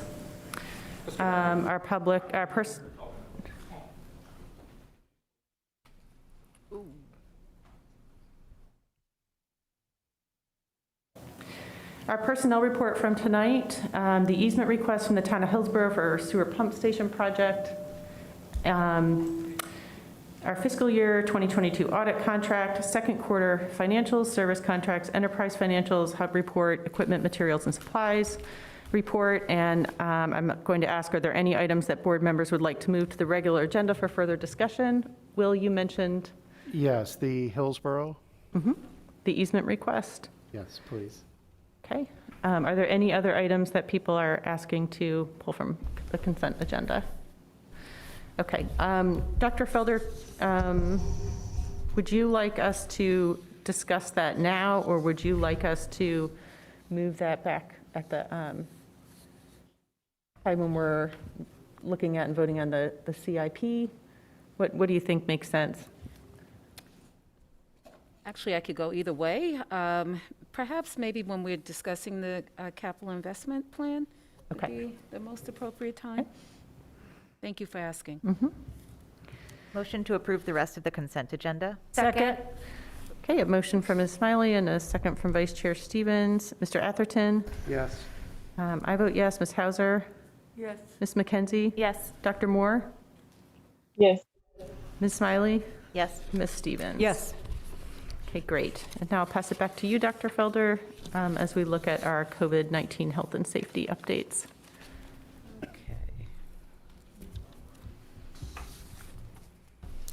Okay, thank you, Chair Doyle. So there are some things in Orange County schools that will never change, including keeping students and staff safety and health, and schools open 5 days a week for in-person learning as top priorities. Shared at the top of the meeting, since the onset of the pandemic, Orange County Schools continues to follow the science by consulting and collaborating very closely with the medical and public health professionals who are well-versed in infectious disease as we navigate the evolving pandemic. We know who we are. We are educators.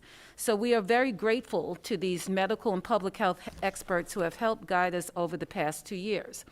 As shared earlier, and not uncommonly, we consulted with the medical experts last week and again today. As a result, we are bringing updated recommendations to the Board of Education tonight.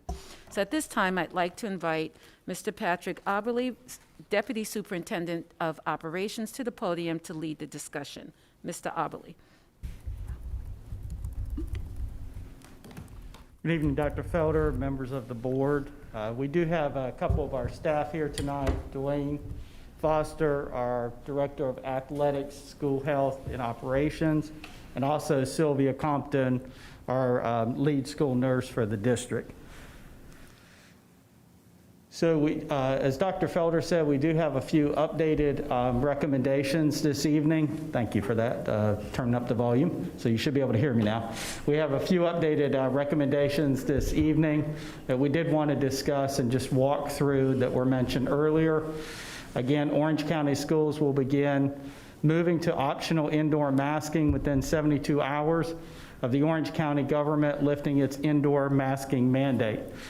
Many folks have forgotten or maybe didn't realize that Orange County, North Carolina government has an indoor masking mandate within the county.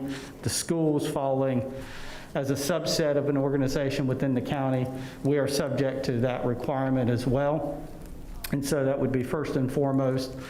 We would not have the authority to lift our indoor masking mandate without the county first lifting the mandate or making it optional. There would be no restrictions for meal times, locations, or procedures effective March 1st, and we would discontinue all required COVID-19 testing for student athletes on March 1st, and we'll discuss each of these and give you more information as we move through the presentation. The first item we wanted to talk about as we had laid out our plans and recommendations this evening, we tried to look at a few key areas. As we talked about at your last meeting in early February and also in January, looking at the CDC, the Centers for Disease Control, and the community transmission rates as we have throughout the pandemic. Wanted just to provide this chart straight from the CDC's website about the categories and the calculations that are made for each of the counties and how they're designated as either being high, substantial, moderate, or low community transmission for COVID-19. Those are the four categories you can see, starting out with low, increasing in intensity through high. There are two rates that are calculated over a 7-day period, the number of new cases per 100,000 persons. And the second that is the percentage of positive tests during that 7-day window period.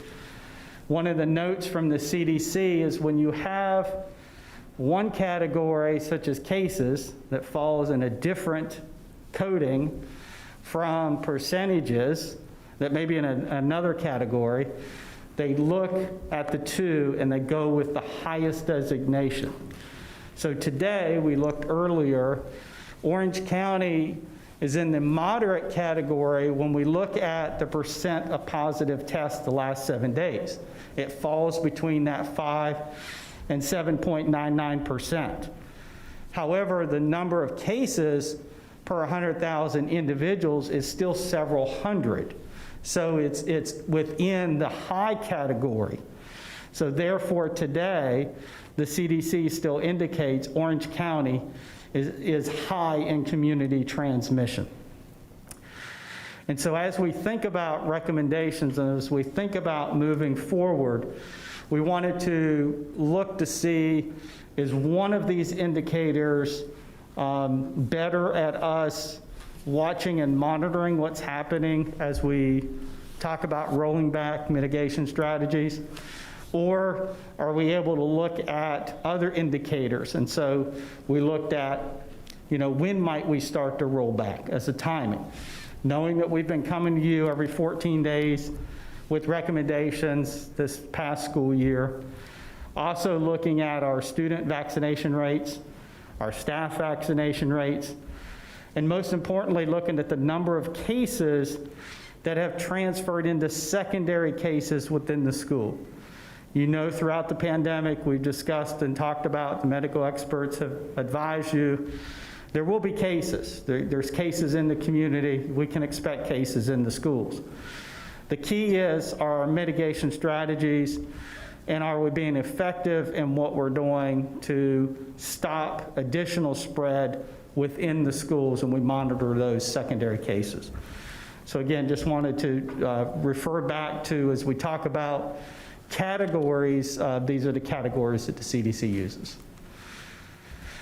So we looked at one option. Option one was trying to designate, do what we did in the fall, start to roll back our strategies, starting at the high school level, followed by the middle school level, and then the elementary level for a couple reasons. One, the availability of vaccines has been out longer for that age group of students. Two, the number of cases that we were tracking continually to be less than the other categories. And three, the number of secondary transmissions, same thing, is less than the other categories. part of that, yes, is due to the vaccinations, but it's also, I think, older students being able to manage 2 years into a pandemic and knowing how to properly wear a mask, follow procedures, wash hands, et cetera. There are other things they're doing that they're doing well. And so looking at this, we had looked at starting, what would that look like if we just started this week, February 25th, and we started rolling back based on vaccination status of 70%, and then phasing further in March 7th, March 14th, et cetera, and utilizing the vaccination rates. One of the items that's complicated trying to use this scenario is the vaccination status has changed the definition. And so individuals that are eligible for a booster, if they're eligible for a booster and they haven't had the booster, they're not considered fully vaccinated anymore. And so we will have a changing of our vaccination rates. It doesn't mean we're not doing a great job. We've been doing an excellent job in Orange County managing.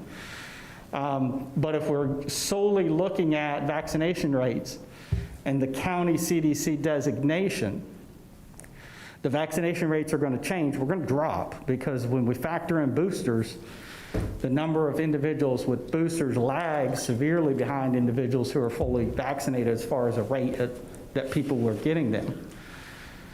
Then we look at the number of cases that are happening in Orange County with the CDC's designation. And I asked the health director, as I do periodically, thinking about the last week, these cases that are causing us to still be in a high community transmission.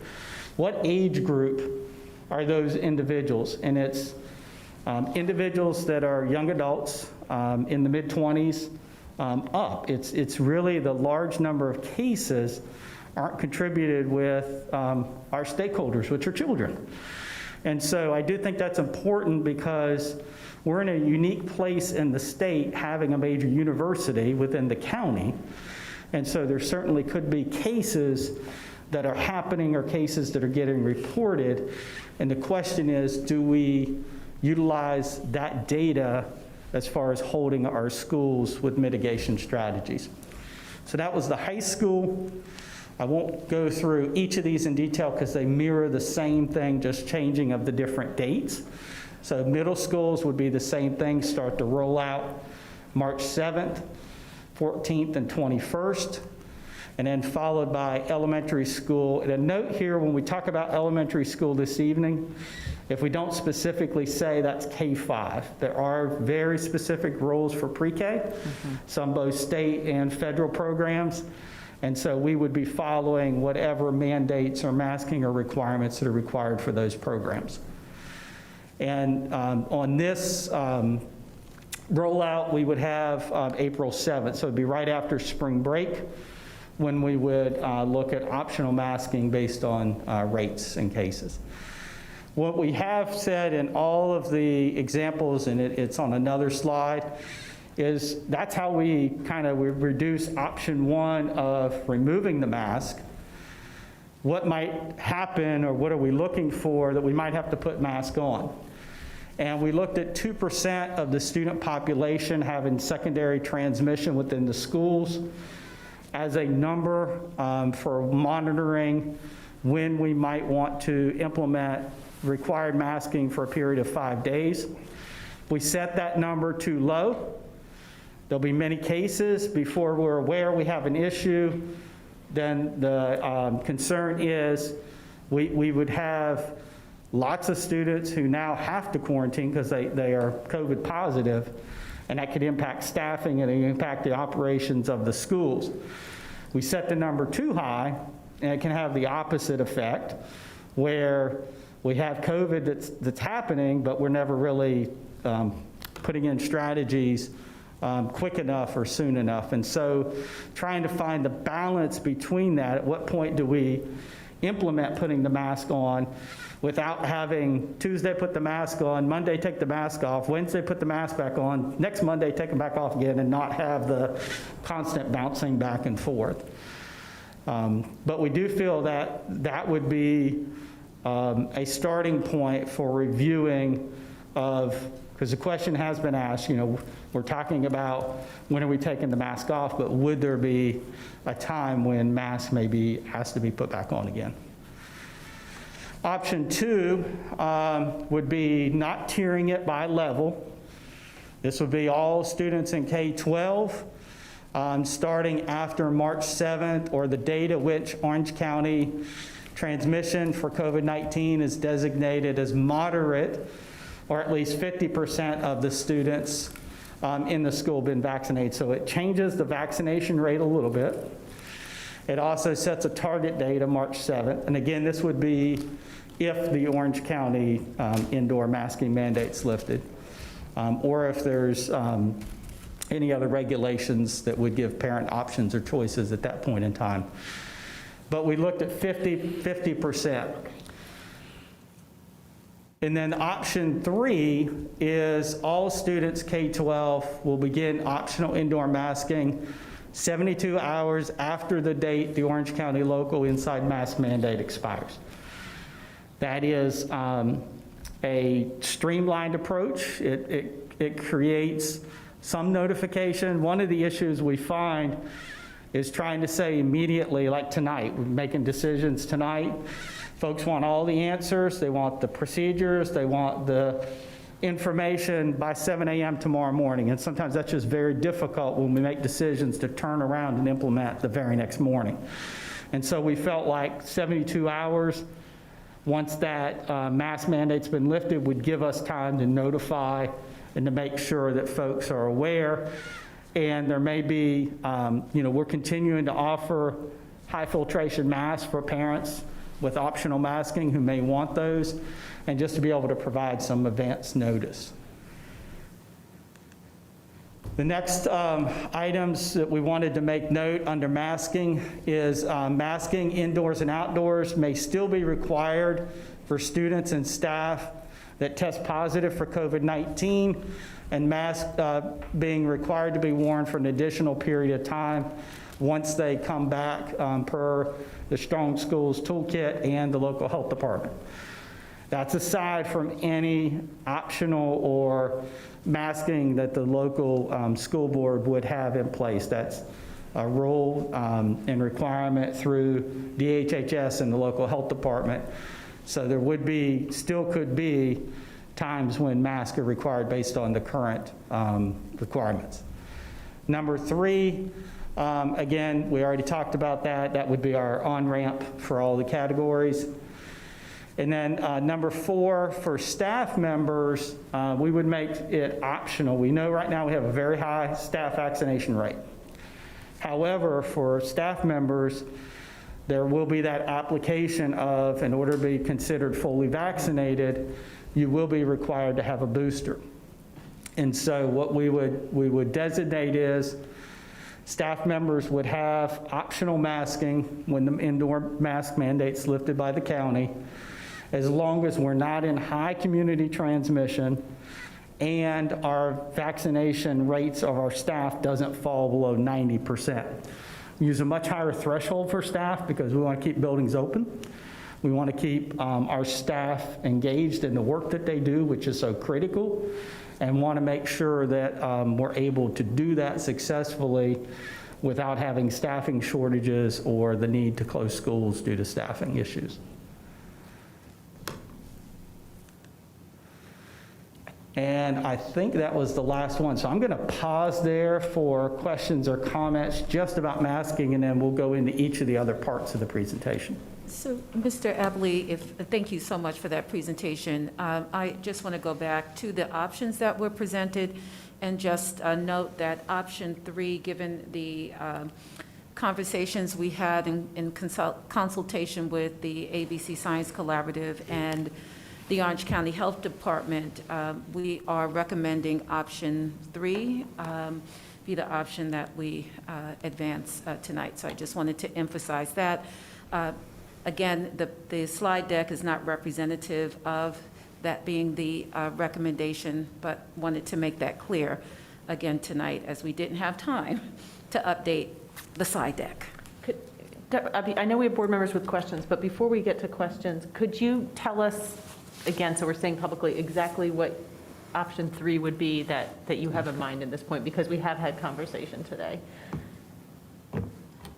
So did you want to move Yeah, back in the we've slide? actually updated, sorry. Okay. While you were away earlier with the board, we updated, made the correction. So Okay, cool. the recommendation is listed on the screen as optional masking for all students will be implemented 72 hours after the local mask mandate expires for Orange County, North Carolina.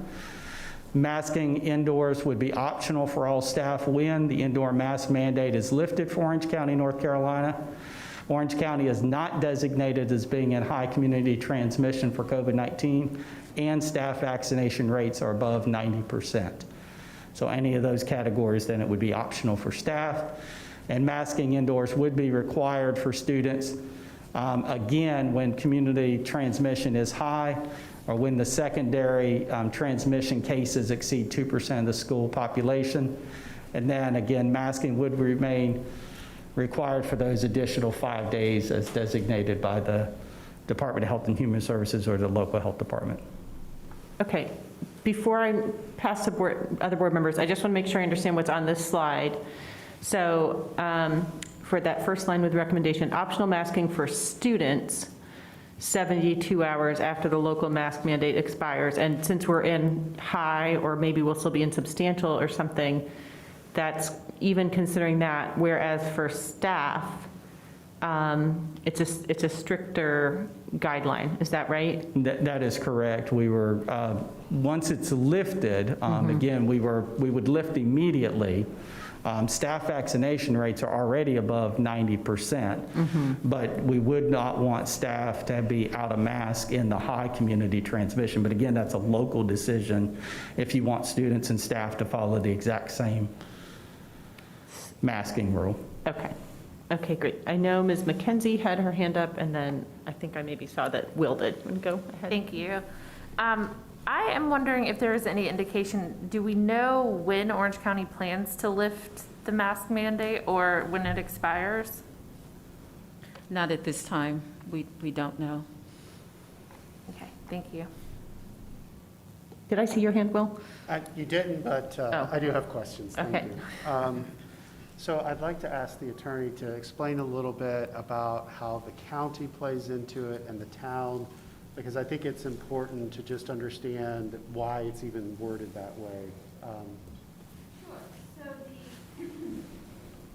currently the county has a... Can't hear you. Don't know, you just have to get closer. There you go. Currently the... Get red? Yes. Is that bad? No, we can hear you now. I can hear you now. Okay. You're good.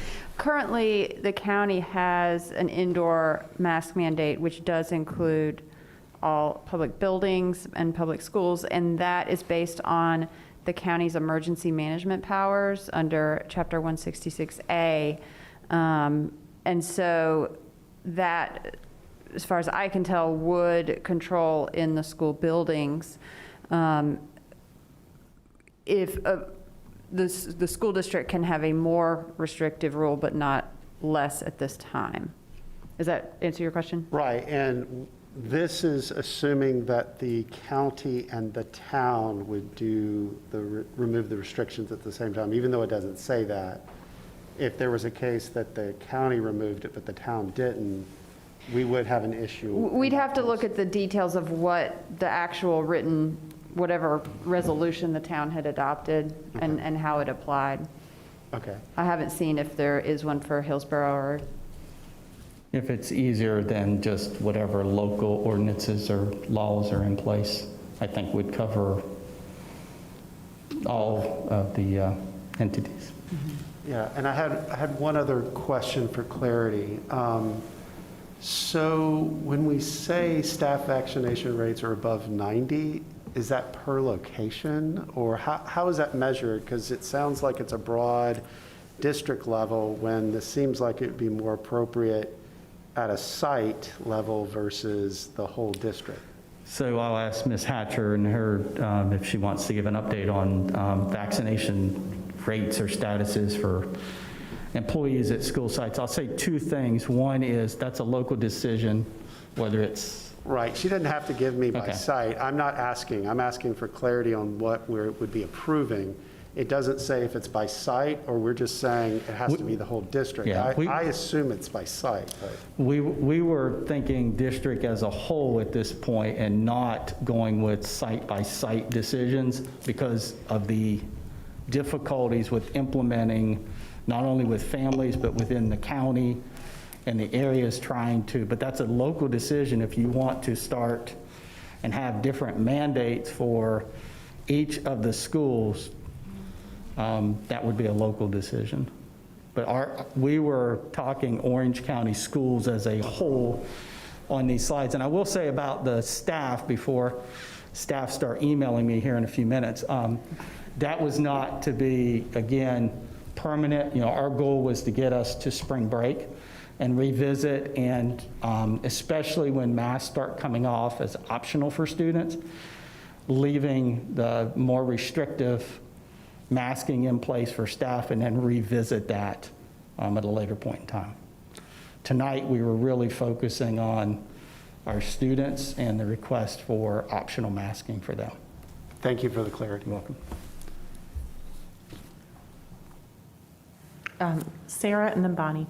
I know we don't have an estimated timeline in terms of the county and the mandate. I'm wondering, my bottom line here in how I think we should do this is around community transmission. And, the ABC talked about that being a really important factor because of cases coming into the school. And so I know the county's looking at hospitalizations. Are they also looking at the rates of community transmission as they're making that decision? So in my conversations, yes, but I did hear more about hospitalizations. I know Those that's are a really huge elevated. concern with UNC right now, is what I'd heard, but, yep. Okay, thank you. Can you say more what you mean, Sarah, about what's a concern with UNC?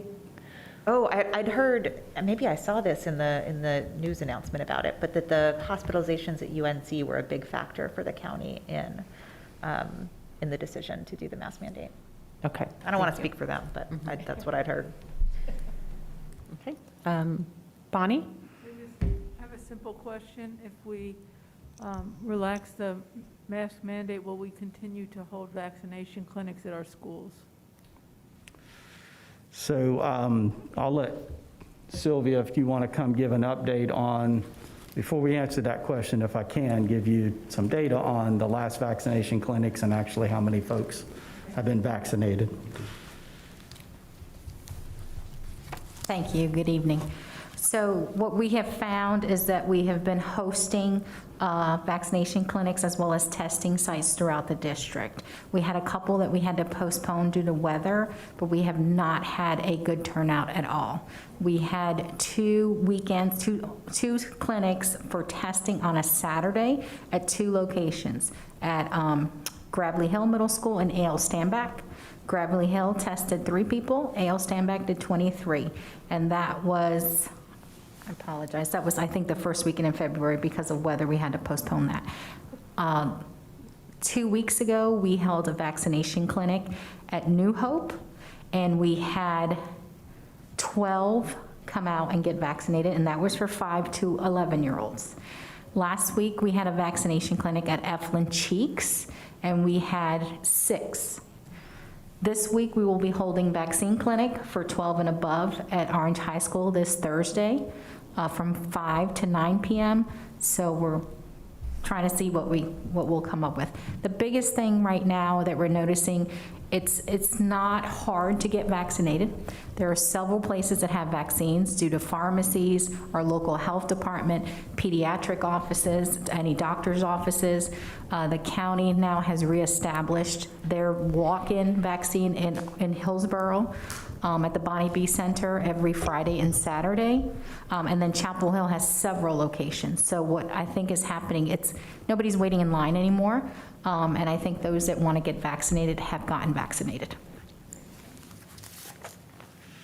No is the response. I just wanted you to understand why we wanted to build the watch to give you that answer, just because of the low turnouts, and these folks have a tremendous amount of work to support school health, and we want to reshift their focus as we reduce mitigation to the school health other items that they concentrate on.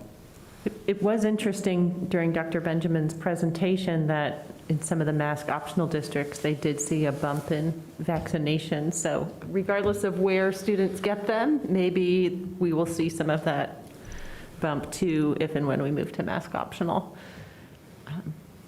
Okay, other board member questions or comments? Can we have a motion or entertain a motion? Motion to approve the superintendent's recommendation and board. Second? Motion from Will and a second from Bonnie. Vice Chair Stevens? Yes. Okay, I vote yes. Will? Yes. Sarah? Yes. Bonnie? Yes. Hillary? Yes. Dr. Moore? Yes. Okay. Thank you so much. That motion passes. All right, next item is section 2. This is our health and safety updates for athletics and extracurricular programs. Again, you saw our recommendation earlier, which would be to roll back testing for unvaccinated athletes. And Mr. Foster's here, so I'm going to let him give a little bit of information about individuals that are exempted from COVID testing and some of the logistical challenges that we've faced trying to implement. Thank you, Mr. Avali, and good evening to everyone. Make sure we have this squared away. Testing for our student athletes, as you could imagine, since the pause and trying to get things squared away has been a bit of a bear. Working with MACO has been a bit cumbersome as we try to get their team together, as well as approvals through Orange County Schools and the like to get testing into schools at the moment. As we're aware at the time, currently we have student athletes who are unvaccinated would have to test weekly, okay? We were able to, over the last week, finalize, all right, our timeline to get MACO into our schools to do the actual testing at this point. We have our first testing with A.L. Standback last Friday. That went well. We then moved to this week, and we have our other high schools, both Cedar Ridge and Orange, and the other two middle schools lined up for testing at this time. We've been able to identify through MACO our spaces in which that will occur and move from there. Recently, with the change and the shift in our North Carolina Schools Toolkit 2, in line with the CDC, as we are now aware that boosters boosters for 12-year-olds and up, we've had to then make another shift now to include those as we define fully vaccinated at this time. All right, so that put again another category of students based off that, as well as those who have had COVID within the last 90 days. These individuals obviously would be exempt from testing as a result. Because of, again, having COVID in that time period and would test positive and the like. So they would be exempt from that 90-day period as well. So moving into a space where we're defining these student athletes and getting those individuals who are unvaccinated. You have that category. You have the category where student athletes who have tested positive, as well as this category of students who would not be within that realm of testing at all. So it's very important that we had to finalize those things as we get those, get MACO on board and get MACO moving towards testing at the moment. Up next, we'll have beginning on Wednesday, our high schools will begin testing there. And then on Friday, we have our final testing with A.L. Standback in that space at the moment. So as Mr. Foster said, we did have one of our middle schools launched last Friday. We have the remaining schools scheduled this week. We want to make sure, based on recommendations or approvals this evening, that we would have time to complete all of the schools through that first round as scheduled, and then starting with our recommendation being March 1st. So I wanted to give a little preference as to why we chose March 1st, allowing us to complete the first rounds that are scheduled, and for us to be able to communicate the changes and the updates that are would be forthcoming if that's what the board allows. The other thing Mr. Foster mentioned was in the fall, certainly the board in the fall, we were opening schools with the Delta surge. And there was quite a bit of concerns about, again, our priority being keeping schools open for in-person learning. We know the toolkit has been very clear in high community transmission, having a testing program, having individuals be fully vaccinated or participate virtually, with always having the option in the high community transmission of shutting sports down. The board didn't choose to shut sports down. What you asked was individuals, in order to participate in extracurricular activities, which includes athletics or other non-graded, non-curriculum athletic programs that have competitions that are off campus, competing in much the same way that a student athlete does. Those are non-compensatory. Those are not required. Students volunteer to participate in those programs, and the board locally, as was reviewed by the attorney, the board locally can set program requirements or restrictions on those programs, much like the High School Athletic Association sets when it comes to academics or other requirements. There are school districts around the state, I remember years ago, that actually had other types of testing built in, whether it was concussion testing or other testing, that were different requirements for athletes. And so looking at the Delta surge, certainly there was a clear line to be able to see where if an individual was vaccinated, they might not contract as fast or as much or as severe a case of COVID. Not all necessarily, that's not 100%. There certainly are breakthrough or were cases. But with the Delta, it was more what we were hearing and what we were seeing was unvaccinated individuals being more susceptible, and also with the severity. Omicron changed that. Omicron changed the fact of there were many, many individuals who were vaccinated, and also individuals since then who have boosted, that were still getting the virus and who were able to transmit the virus who were asymptomatic. Again, not within my wheelhouse to talk about why that is or the levels or the viral loads and all that. I'll let the medical experts handle all that. But when the board made that decision, we were faced with trying to keep schools open, run these athletic programs, and get testing up and running. We had a great need based on the virus and the strains that we were presented.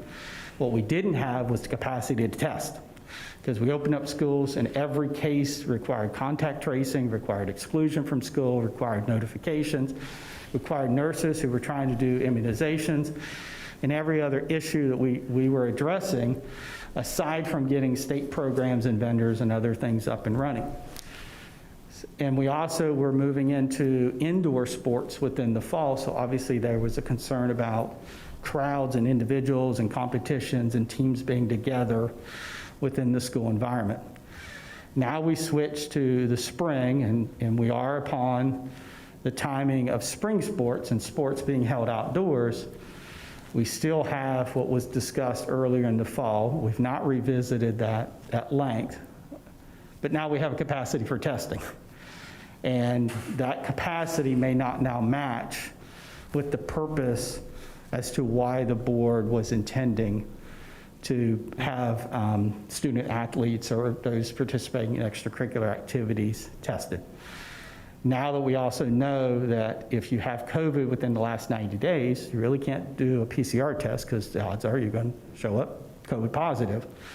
And as was mentioned, you may be taking asymptomatic individuals and now all of a sudden putting them into a quarantine requirement. So it is complicated. It is complicated. It is not any intention of this board or administration or anyone else to single out any student, any sports team, any program. It's a fact of where we are as we've tried to mitigate the best we can with the virus that has changed. It's changed at least 3 times, from the original strain to a Delta strain to Omicron, and who knows what BA2 is going to be. We've also had ever-changing guidance, ever-changing requirements, and staff that are overworked, doing the very best that they can. School level, at the district level, all levels. So our recommendation is, where we are at this point in time, based on the actual number of students who either are not vaccinated or who haven't had COVID in the last 90 days, it is a tremendous lift to continue to move forward with testing. And the reality of it is, even if we test the unvaccinated, it doesn't mean that an individual who's vaccinated still doesn't have the potential for asymptomatic spread or transmission of the virus. The second thing is, as we try to move forward and implement, we have a program with athletic directors on school campuses who do a great job through the High School Athletic Association with requirements, with programming, training, physicals. I mean, it's very regimented as far as procedures on eligibility. When we look at continuing, now that we have the capacity with our extracurricular programs, there is not a single person on the campus that oversees every activity or program except for the principal.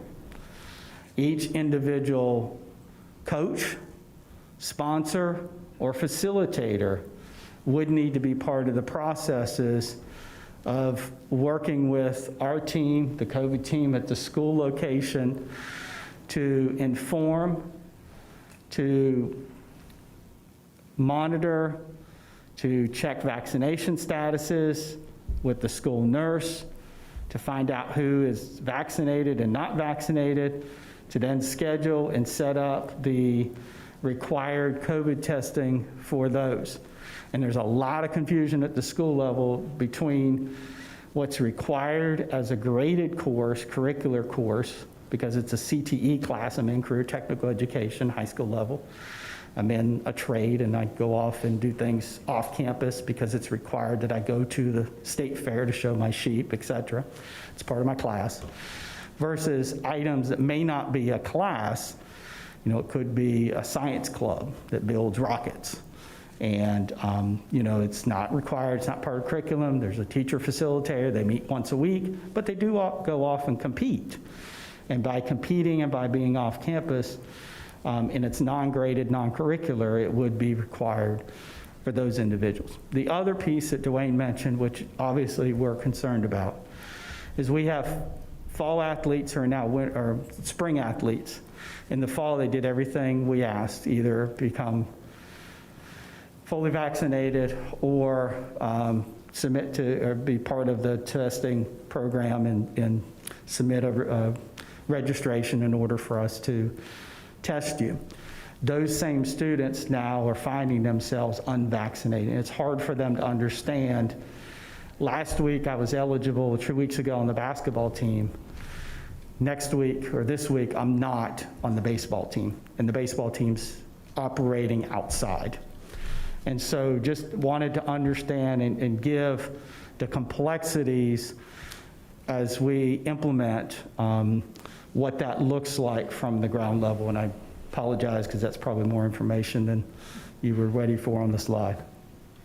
Thank you so much, Mr. Abley. Before we go to questions, Bonnie, I just want to thank Ms. Compton, Mr. Foster, Mr. Abley. I know this has been just like a tremendous lift, ever-changing expectations all year long, and I thank you so much for all your efforts in putting everything in place with vaccine clinics and testing and keeping our athletes safe. So thank you so much for all of your work. Board members, Bonnie? Thank you so much. I just want to clarify, because that was a lot of information. You're suggesting, one, that we discontinue all required COVID testing for student athletes, and then second, that we also discontinue, are you suggesting that we discontinue optional testing for our students? No, and let me just jump right to there. So I'm going to just kind of scroll down here a little bit, sorry. So one of the recommendations for the athletic programs is to end testing for unvaccinated athletes and non-graded, non-curricular, those ones that were required, March 1st, and continue to offer diagnostic testing for any student athlete or students in extracurricular programs that want to test. You know, let's say they're going to a competition, and that competition at the state or regional level requires them to get on an airplane and they're required to have a COVID test. Well, we would want to help facilitate that. And so we would make it optional. You know, we would have our testing program allow them. Our weekly COVID testing, our diagnostic testing that we have on the campus, we're not asking for any recommendations to make those changes tonight. We want to continue offering optional testing on the school campus, whether it's staff or students. Thank you for asking that point of clarification, Bonnie. Go ahead. And can I ask a follow-up? And this is a question for Ms. Compton, and that's how many students have signed up for optional testing?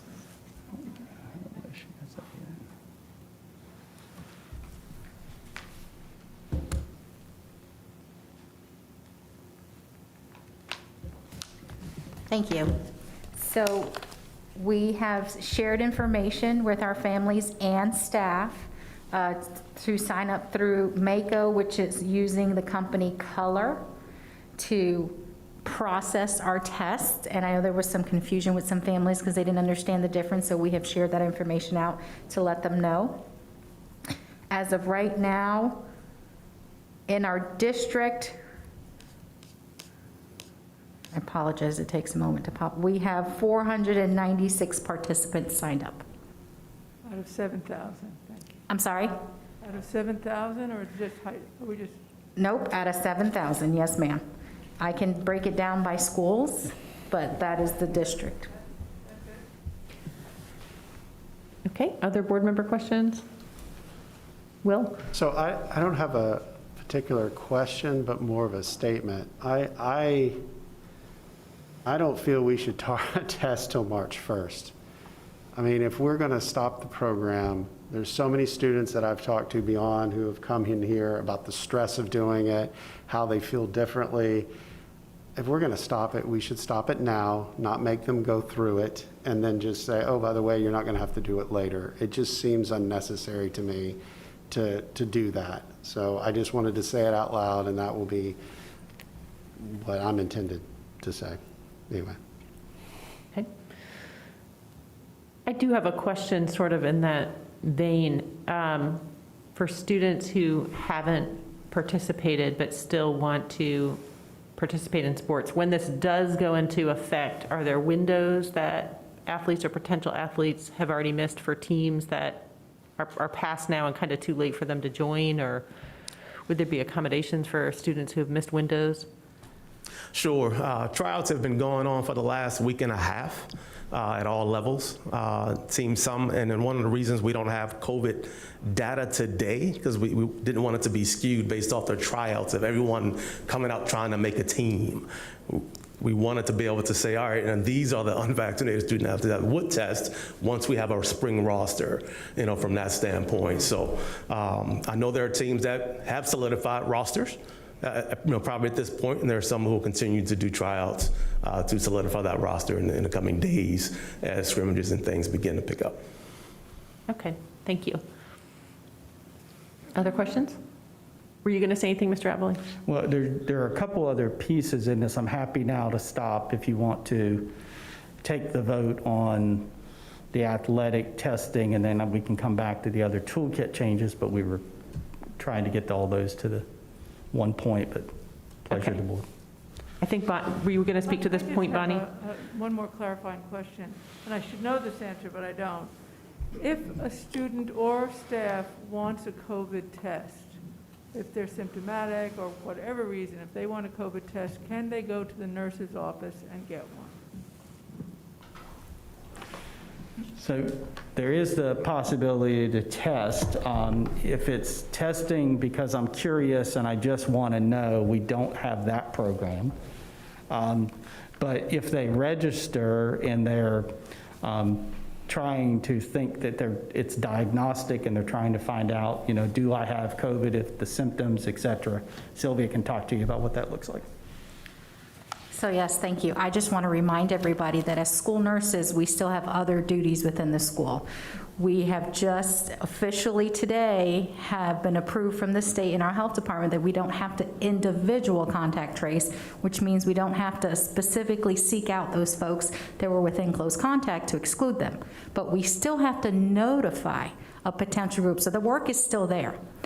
If we're talking about testing and anybody can just come to the nurse's office for a test, you are now adding another duty. We're already talking about doing diagnostic testing. What that means is if they come symptomatic to the nurse, we will offer them a PCR test and an antigen test. Just to send somebody that wants to know is not effective time use for the school nurse. They should schedule it with the weekly pool testing that we will be offering that's also optional. As a staff member, I've got this great trip planned next weekend. I just want to get a COVID test before I go. That is not a school-based option. Okay. Is there any more discussion to this point with board members? Can we make a motion on this particular section? Will? So I make a motion to accept the recommendations with the effective date of today for athlete testing. Second. Can I just ask one more question based on that point? Do you all have any reactions to that shift? My only suggestion would be February tomorrow, 22nd, just because today is, we've already tested folks and already sent letters and information out, and just would ask if you would. I would gladly amend my motion to that. Hold on. I just wonder if that will give us enough time to just notify everyone. That's my only concern. So not everyone watches board meetings. It does take, we've got to get to the principals. There's a lot of chains of communication that we need to get at. I think we could possibly suspend effective tomorrow, but we just need time to get the messages out. Yes, and the main thing for us would be stopping the testing tomorrow and then continue to communicate the board's directive. I just would like to ask a point of clarity, because I don't know exactly that I understand your concern, Will, because is it the people who are signed up to test, they are unvaccinated, and so they're testing for sports reasons, but maybe by the end of the week or next week, they wouldn't have to? Is that what is the reason for doing it now versus the suggested date? Or sooner? Mainly because we're on the 21st, and we're going to say we're going to just continue testing kids knowing we're going to stop the program. So I'm saying, let's stop the program so the kids aren't stressed about it, and allow kids that normally wouldn't have signed up because of the testing to sign up. And all we're doing is suspending it while the communication goes out. That's the reason for pulling it in from March 1st to now. Okay. Or tomorrow.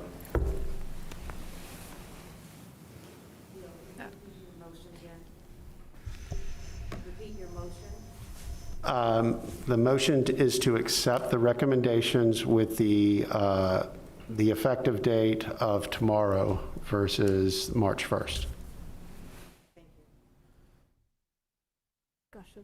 Further discussion, Vice Chair Stevens? Yes. My concern or my question is, Dr. Felder just said that tomorrow would not be ample time to get the messaging out. So what is today? The 20th. Monday? Monday, the 21st. So could you live with Wednesday? I mean, because we want to give them a chance to get the messaging out, because that's something that our parents complain about, is that if we don't get it out, because everybody's not listening to the meeting. So I just would like for us to get the messaging out adequately. That's all. Yeah, my concern is having them test, not the messaging. So if we can say that we're going, I mean, we're talking about suspending it, not, communication. So that's my concern, is making sure we're stopping the testing versus the communication part. That is my utmost concern. I mean, further discussion, I mean, what if when they came, they were alerted that it's no longer going to be a requirement, but they could go through with it that day? Right, that's why I said suspend, so. Okay.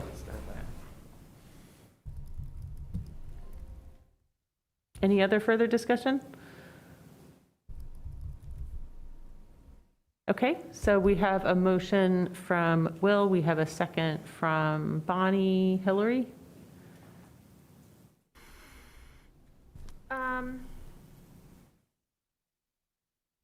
I need another minute to think about Okay, it, please. that's fine. Do we need another minute for discussion?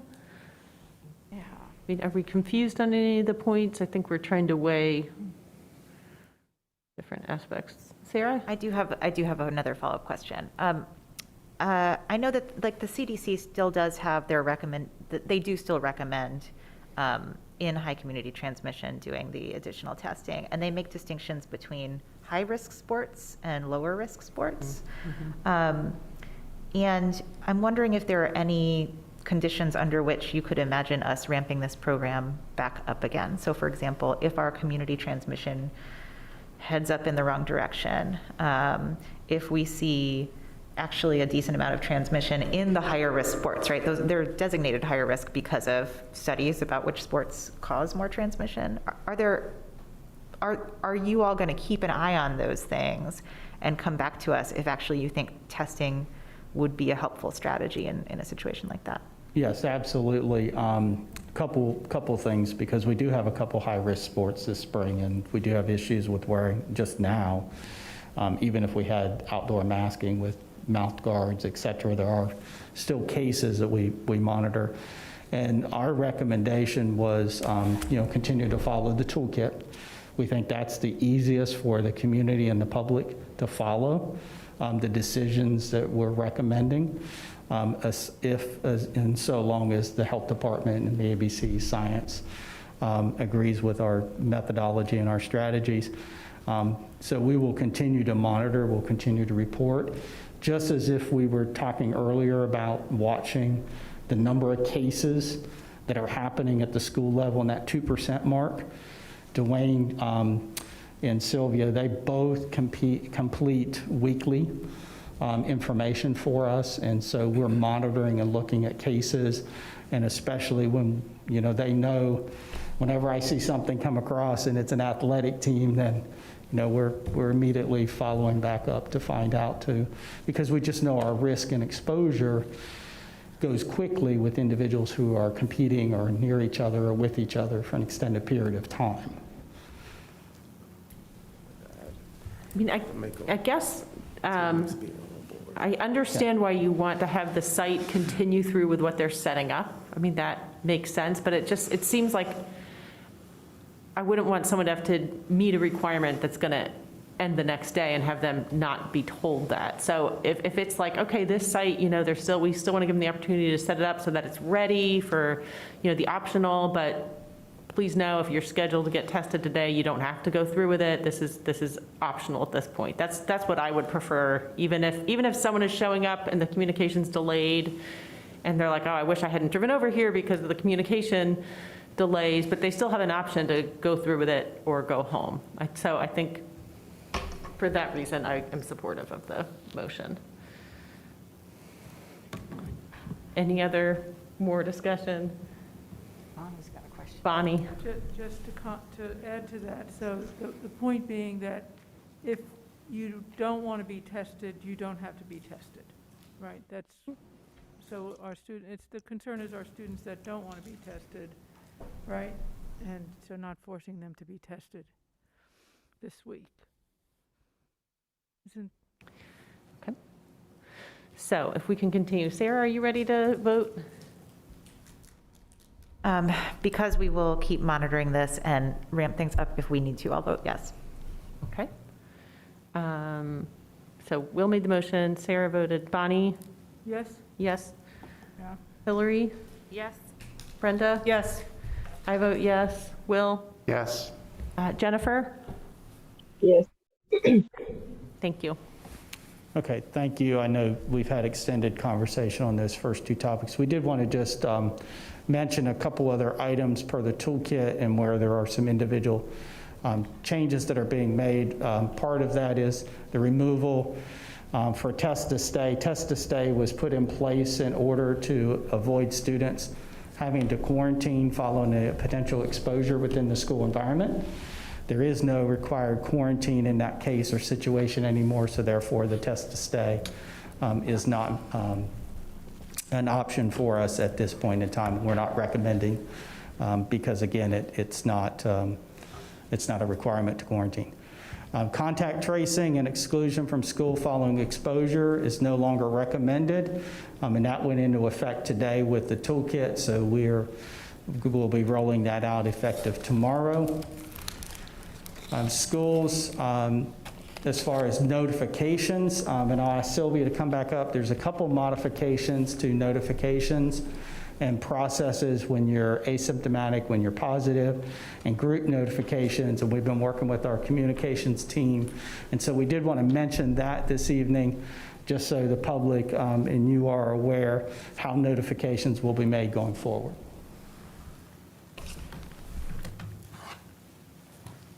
Thank you. So we've had some recommendation from our local health department to go ahead and adopt the recommended templates for the group notification. And that would be anybody that shared a space with somebody that did test positive. And the recommendation was to use the letter that the North Carolina State Department of Health and Human Services did post on page 19 for the procedure for response for COVID-19 in cases K-12 schools that was published and updated February 10th. So as of right now, that's what the nurses are doing. They're following up with emails. We're trying to establish also a Blackboard message response, because we are aware that not every parent checks the email, but I know that there's also going to be updates to the district dashboard. So there'll be two options for them to look up at this point. The goal being now to focus on the diagnostic testing. Because of many reasons that was listed by Strong Schools, but the fact that the variant does spread so quickly, by the time it's identified, the 5-day isolation period has come and gone. And by the time we're notifying folks that have had direct contact, their 5-day quarantine period has come and gone as well. So it's more effective to seek out diagnostic testing of symptomatic students and staff. Any questions on that? Sarah? So just a clarification, so this means if for example, a student in an elementary school classroom tests positive, the class would receive a notification? Correct. Okay. And similar in high school, if a high school student is in multiple classes? High school's a little tricky. Yeah. So what we've decided is that we would go through the student's schedule. Because as you can imagine, some students might come for one class, some might come for two, some might have 4. So we're just going to send blanket copy email where nobody can see the other recipient and just let them know that you shared a space with someone that did test positive. Okay, thank you. Thank you so much, Ms. Compton.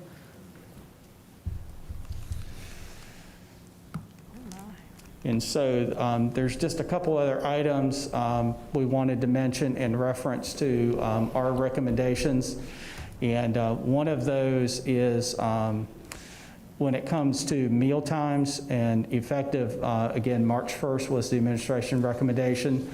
There will be no pandemic or COVID-19 restrictions will be in place for schools, removal of all guidance on student meal times, locations, talking, etc.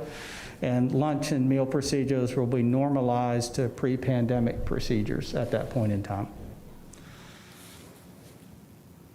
Okay, so we need a vote on this? Yes, because the last vote we had as a board, we had restrictions and we placed a time limit for the indoor environment on schools. Sarah? I'll just say I'm not in support of this one with this particular time limit. I would vote to make these changes within 72 hours after Orange County removes its mask mandates. But putting a date on this, we know how we are still in high community transmission. And so the idea of just everyone going back in the lunchrooms with their masks off at a point when the county has the mask mandate in place, I'd be much more comfortable either tying this to a rate of community transmission or to the Orange County mask mandate. So. Yeah, I just want to, I'm sorry, Mr. Abley, if you already said this, but I do believe that I was told that you all had conversation around this with Dr. Benjamin earlier today. That is correct.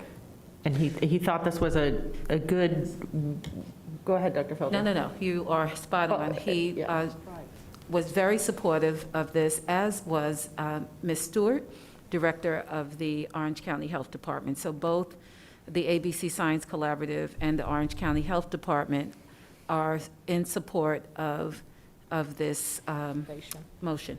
Can you explain more about why? Because the indoor-outdoor transmission, it has been a really big part of our strategy for a really long time. Yes. So again, Ms. Smiley, and I totally understand where you're coming from.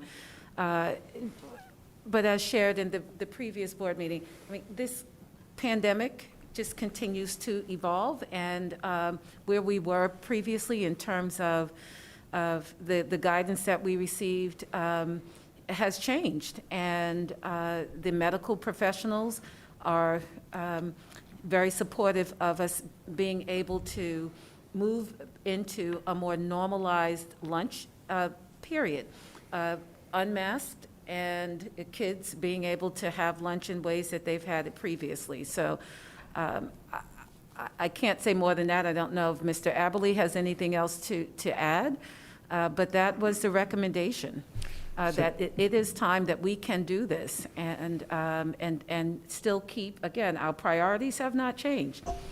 We start every meeting, every discussion, you know what our priorities are. They are the experts, and we trust them to guide us. And that was the feedback that we received today. So we'll still continue to recommend to schools great days like today, the ability to eat outside, extend those learning opportunities outside the building. In reality, within the school setting, especially elementary schools, most meal times, lunch times were approximately 30 minutes, maybe a little bit longer at the high school level because they had built in some other team time or follow-up time with teachers. So we're still talking about a limited point in time. We're still following the Orange County indoor mask mandate. The masks are coming off while they're consuming or when they're eating, which is allowed under the ordinance, which is the other reason why we recommended March 1st. So we make sure we clearly articulate and explain and review the expectations for this. But what we wouldn't say is, has to be 20 minutes or 22 minutes or 28 minutes. It's, again, letting folks know, trying to normalize that experience. We've already allowed them to talk with their mask off and eat, and it's just giving them additional time, but it's still contained to the meal time. It's not any other time in the building at this point in time without a mask on. Yeah, and I think to that point, we're just at that part of the peak where we are coming down. So even as we extended some of those times and talking, our cases have actually dropped in the last week from the previous week. Any other discussion or concerns or questions? No. Move the MEC recommendation. Second. Okay, a motion from Ms. Stevens and a second from Mr. Atherton. Go ahead, Ms. Smiley. No. Ms. Hauser? Yes. Ms. McKenzie? Yes. Ms. Stevens? Yes. I vote yes. Dr. Moore? Yes. Thank you. And Will votes yes, too. Oh, I'm sorry, Will. That's okay. Mr. Atherton? Yes. And the last item we have was with the volunteers. We had requests for additional volunteers and volunteers in the schools. We know we were limited, but again, as we start to reset and think about expanding opportunities and needing desperately the additional adults within the buildings to provide such valuable services to our students, our teachers, and our schools, wanting to increase the ability of individuals coming in. We also know, with everything we've talked about, we're also looking at a point in time when an indoor mask mandate might be lifted. And we want to continue to provide the protection of individuals coming in being COVID-free, symptom-free, et cetera. And so we are recommending that we do increase and continue to allow volunteers in the schools, and we just ask that we follow the same recommendations that are in place as employees, which is they're either vaccinated or they go get a COVID test, or if they want to test, they're a volunteer and they're coming every Tuesday to read to kids, and they want to participate in the MACO testing that's happening right on the campus, we'd be more than happy to allow them to register and do that. But we do feel like we do need to set expectations for individuals who are in the buildings who are going to be having expended additional time within the school day. And so our recommendation was to mirror, at this point in time for volunteers, what we do for employees. Thank you. And you'd like an action on that? That's correct. Okay. Any discussion before we ask for a motion on that? Move the approval of the recommendation. Second. I have a motion from Ms. Stevens, and I heard a couple voices there. Was that you, Mr. Atherton? Flip a coin. Go ahead. Okay. Bonnie? Are we voting? I just have a question. I'm just a little concerned about, once again, bifurcating our community. Will people be wearing masks? Will volunteers be expected to wear masks when they're in the school?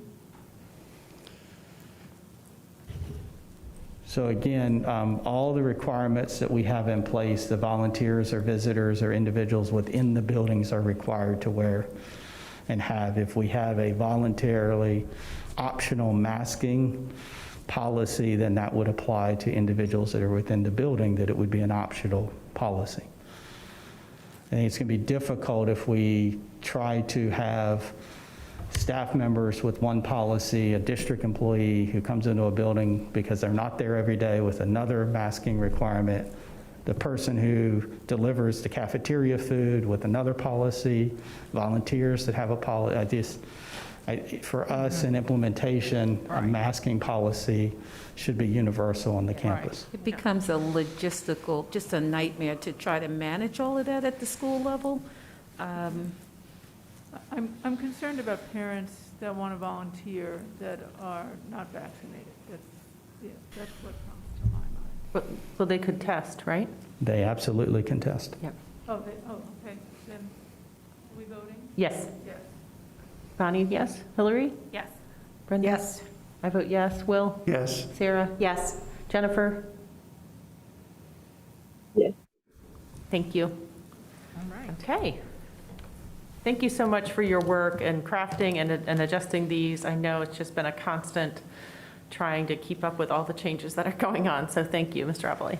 You're welcome. We do it because we love children, we love our community, and we like the work we do. Okay, thank you. Madam Chair, I have a question in the same vein of this, mainly a follow-up question that we didn't cover earlier, and I think it's just important to say out loud. Although we talked about the mask changes and being tied to the county, but there still are federal ones that we can't bypass as well. Can we just get a brief? Sure, Which and I ones think those that's are? helpful to clarify that these changes would be subject to any binding federal or state rules, and currently there is a federal mandate for wearing masks in federally funded Head Start classrooms, both children and staff. There is also, the CDC has mandated that masks be worn on all transportation. So masks will still be required on buses until that changes. So one clarity on that. So is that just the yellow buses, or would that be activity buses? How, if we don't know the answer to that. Okay, I think the clarity will help, because I immediately think about the sports or extracurricular going, and I believe it's all buses, but I would have to double check. All school transportation, yellow buses, activity buses, charter buses, any other transportation that's school-sponsored. So even As if well they're as all using commercial public transportation, they'd be required, if it's a school-sponsored trip, to wear a mask. Okay, thank you very much. I think that's very helpful. But not like small buses that pick up groups of kids to go to a certain daycare or after school or something that's not related to the school? Not if they're private. But any like county, city public transportation still has that rule as well. Okay, great, thank you. I believe at this time we're going to be joined by some guests, Dr. Cleveland and Dr. Moore. Chair, should we move to extend the meeting first? Yes, we can definitely do I that. think with the new policy, right, it's scheduled to adjourn at 9:30, isn't it? 3 hours? Yes, but I don't remember exactly the status of that policy. I know it's been through first read. Has it gone through second read? But yes, let's be very clear. Go ahead, Sarah. I'll move to extend the meeting to 10 o'clock. The what? 10 o'clock? Okay. Motion from Ms. Smiley, a second from Ms. Stevens. I vote yes. Bonnie? Sure. Hillary? Yes. Brenda? Yes. Yes. Will? Yes. Yes. Sarah? Oh, and Jennifer. Okay, 10 o'clock's the limit. 10 o'clock, but we might have to extend it again. And we go home and do it virtually. So equity, as you all know, is ensuring all students have what they need to succeed and thrive, as outlined in Policy 1030, Equity in Education. And it is at the core, the very heart of everything we do in the district. So in the winter of 2021, the district commissioned an equity assessment with the Millennium Learning Concept in order to examine the district's overall academic program, policies, and practices through the lens of equity. So tonight we have Dr. Roger Cleveland, Dr. Greg Ross, and Mr. Rodney Jackson joining us virtually to share the methodology used to conduct the assessment, as well as their findings and recommendations. Please note that Phase 2 of the audit will focus on a comprehensive equity analysis of the financial and budgetary practices in the district. So at this time, welcome to Dr. Cleveland, Dr. Ross, and Mr. Jackson. Trash. Thank you so much for joining us. Good evening, everyone. Can you hear me okay? Yes, we can. Okay. Thank you all for this opportunity just to share the results of the assessment. I will take in consideration that you all have been there a little over 3.5 hours. So I'll try to get through this and make sure we address your questions. I'll let Dr. Ross and Mr. Jackson just introduce themselves real quickly and then we'll move forward. Move on.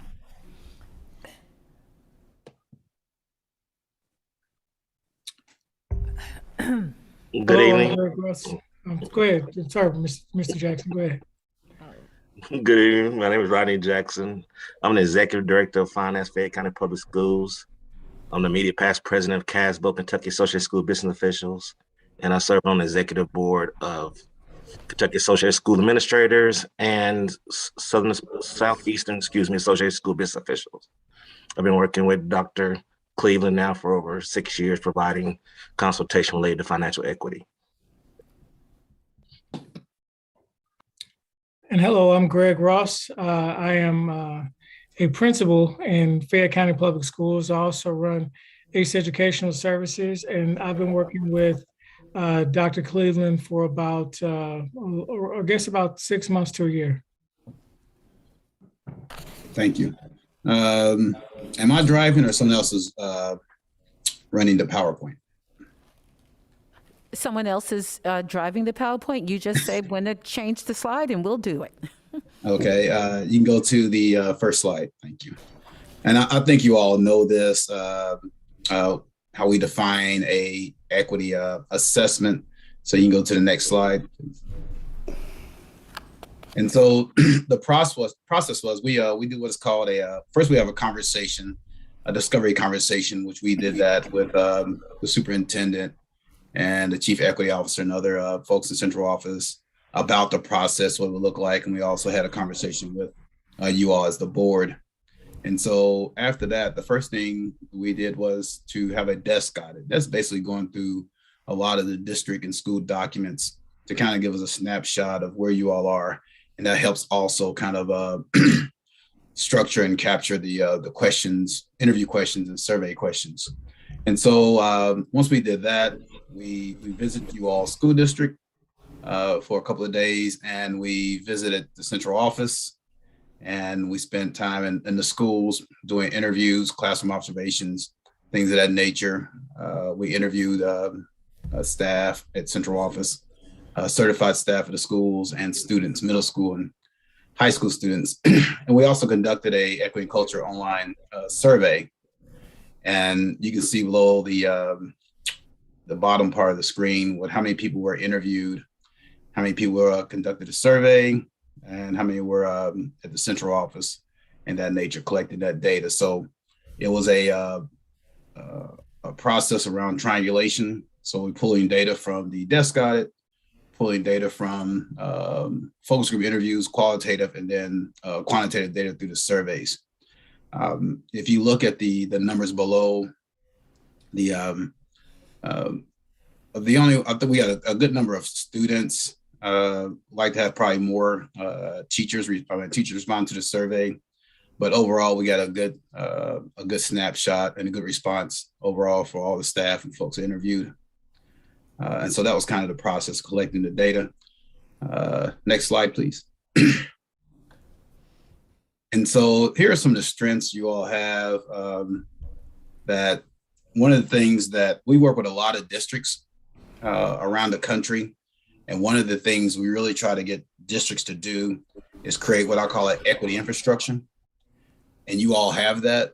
You have equity resolution, you have equity policy, you have equity plan, you have a chief equity officer and an office. And those are things that very few districts actually have in 2022. Even probably in the state of North Carolina, there's probably only a handful of districts that have an equity plan, equity policy, equity resolution, and a chief equity officer. And those are usually your larger urban districts, like near you all, like Raleigh and Wake County and Charlotte Mecklenburg. But even around the country, there's not a lot of districts that have that. So that's one of the biggest standouts, and one of the highlights and commendations about Orange County is that you all have that equity infrastructure. You see all the other commendations, and these are some of the things that you all already know. But we just want to at least highlight those things, show that you have a lot of good things in place. Next slide, please. We heard a lot of school level staff, when we interviewed them, that they really honored and respected the leadership of their buildings. We heard that quite a bit, which is always a good thing. You have an equity initiative, which we kind of talked about also, and leading through the lens of equity. Next slide, please. And so if you look at the bottom of this, we had 3 major recommendations. I really want to spend most of my time on the first recommendation, and because if we don't do the commitment and systemic piece around equity, it's going to be really hard to do the other 2. And so I really wanted to talk about that. Next slide, please. And so systemic focus on equity and capacity. So you all have an infrastructure, right? You have an equity infrastructure. We got a plan, we got a resolution, we have a policy, we have a chief equity officer. But during our visit there and reviewing documents and things like that, we have the infrastructure there, but it was hard to determine whether it really was it systemic or not, especially at the school level. So we have these things in place. It's almost like you have a house built without a structure there. The footer, the foundation, but all the wiring is not in the house. In other words, it's not systemic. And that was one of the biggest findings and recommendations that we're looking at, is that all of this is not systemic, and we haven't built equity capacity at the district level and at the school level. And a couple other things I just want to share with that is that, the schools are just a microcosm of the district, right? And so it's critical that everything, all this work that you all are doing, which is really good work around equity, needs to be embedded and interwoven throughout central office. And when it's embedded and interwoven through the central office, then it will get to the schools. And so those are some of the things that we saw that was really important, that how we make sure this is systemic and that we have capacity to make this happen. One of the things that I liken this with is that I work at a university, and every year, beginning of the school year, our president comes on at convocation and says that everyone who works at this university is their responsibility for recruitment and it's their responsibility for retention, regardless where you work. But we also still have an enrollment and retention office. But he still says it's everyone's responsibility. Same thing with equity. You can have a chief equity officer, but it's everyone's responsibility to ensure equity at the central office level and at the school level. I hope that makes sense. And so even with the equity infrastructure, you still need alignment with the strategic plan, the instructional framework. All those things need to be connected, or you'll have what we call as islands of excellence. Next slide, please. And one of the findings is organizational culture and accountability. That's the other piece, is that even if we have an equity plan, and I know I went through the equity plan a couple of times, and it's a good plan. You know, you all have the equity framework, which is really great. But if you look at it, I'm looking at it now, if you look at the equity framework, it has collective responsibility, educational experience, equity embedded leadership, and equity guided decision making. In other words, everything needs to be conducted and developed through the lens of equity, how you make decisions about resources and things of that, personnel is really important. So everybody's responsibility. If not, if it appears that it's just the chief equity officer's responsibility to ensure equity, or if it's just the superintendent's responsibility to address equity, then it will not get into the school. Some schools will do it and some will not. And that's kind of things that we heard. Some people are like really taking it serious, and some people are like, maybe. So the communication about the level of commitment and accountability is really important. I'm gonna stop right here and let Greg chime in a little bit because you want to talk about the equity piece around the instructional framework. Well, as we talk about the instructional framework, I think a lot of it also creates the opportunity for professional growth, especially through your leadership lens, being able to transfer that message that comes from your equity leadership and distribute it through the mindset of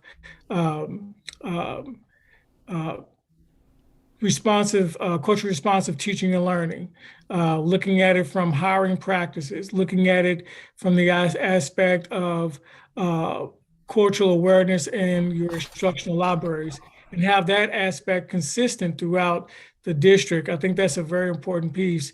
And also, I think we have to be very careful to remember that equal and equitable are not the same thing.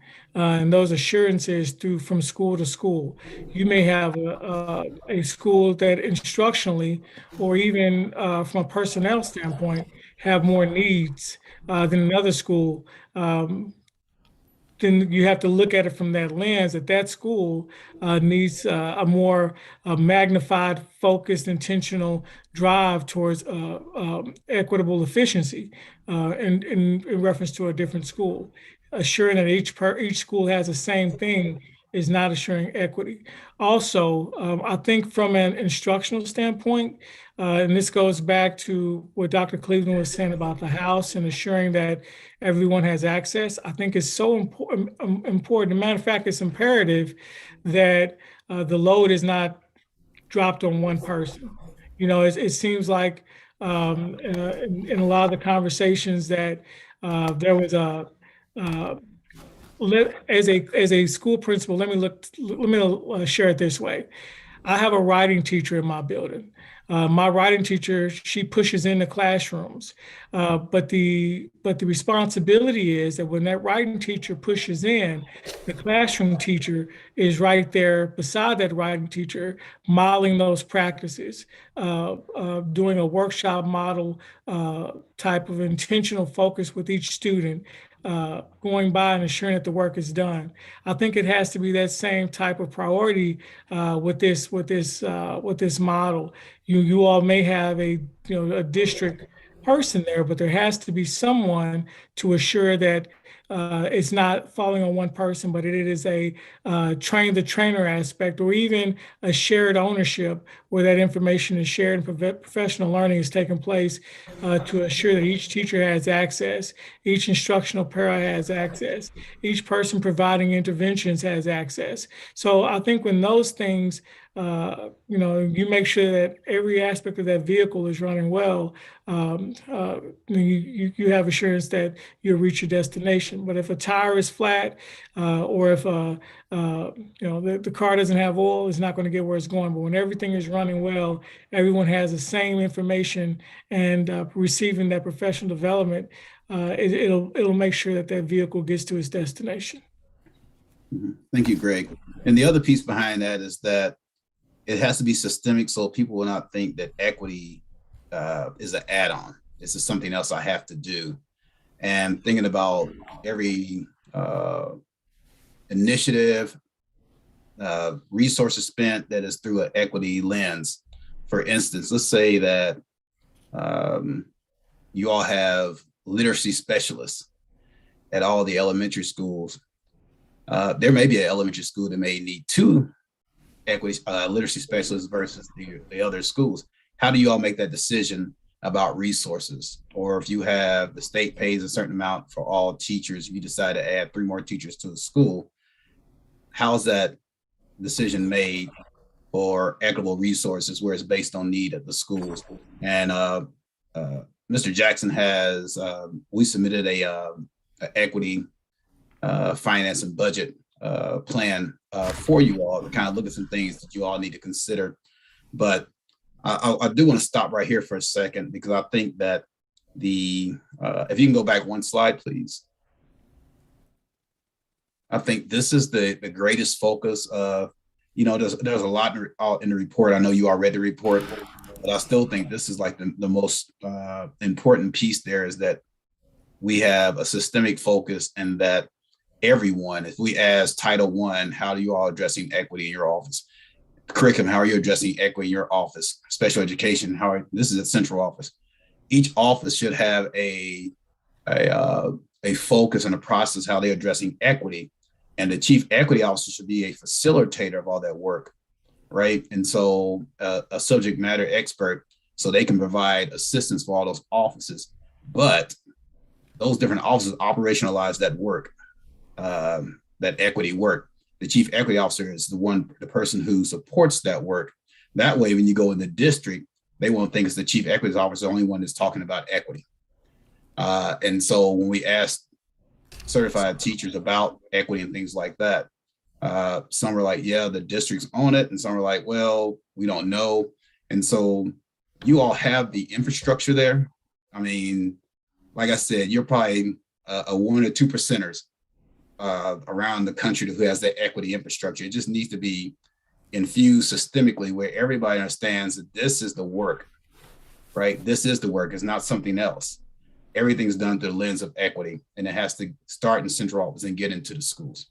I'm gonna stop right there, because I said a lot, because y'all may have some questions about, I know the finance and budget part was also a big piece, and we did share that with you all.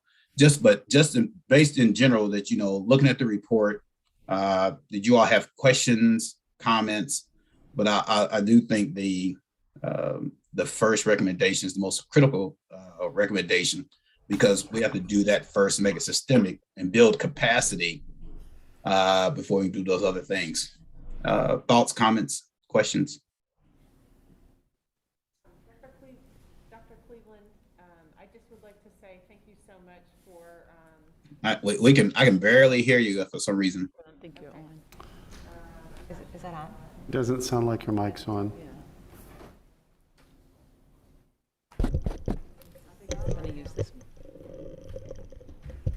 Can you hear me on this one? Yes. Yes. Okay. I just wanted to say thank you so much for your work, and I really appreciated the report, and I, from my own vantage point, agree with the overall findings that we have a lot of the structure, which is a really big deal, and it took a lot of work and teamwork and advocacy to get that structure in place. And now we're really at that stage where it has to be infused throughout our district. And I appreciated all the interview notes that you had from teachers and students. I just thought that was really helpful. So I just wanted to start off some discussion with that. Board members who have questions and comments? Will? So I'd like to say, bless you. Or feedback. So one of the things that really stood out to me in the report as you read through it, especially as you went through and looked at the strengths and area, how much communication came up.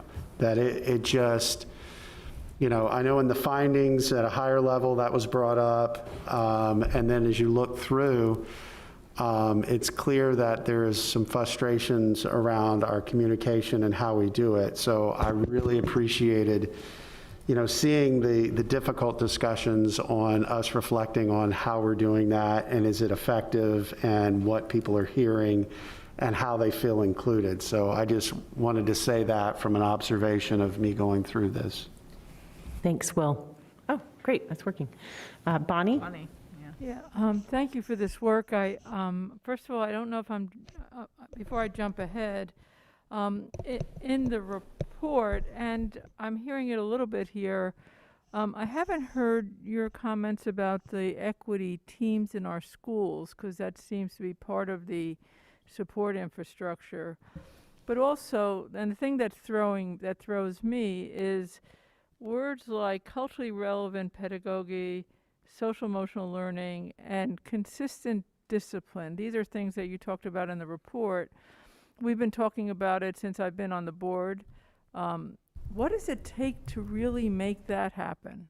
What does that look like? What does it take to, where's the beef? How do we get the content to run through here?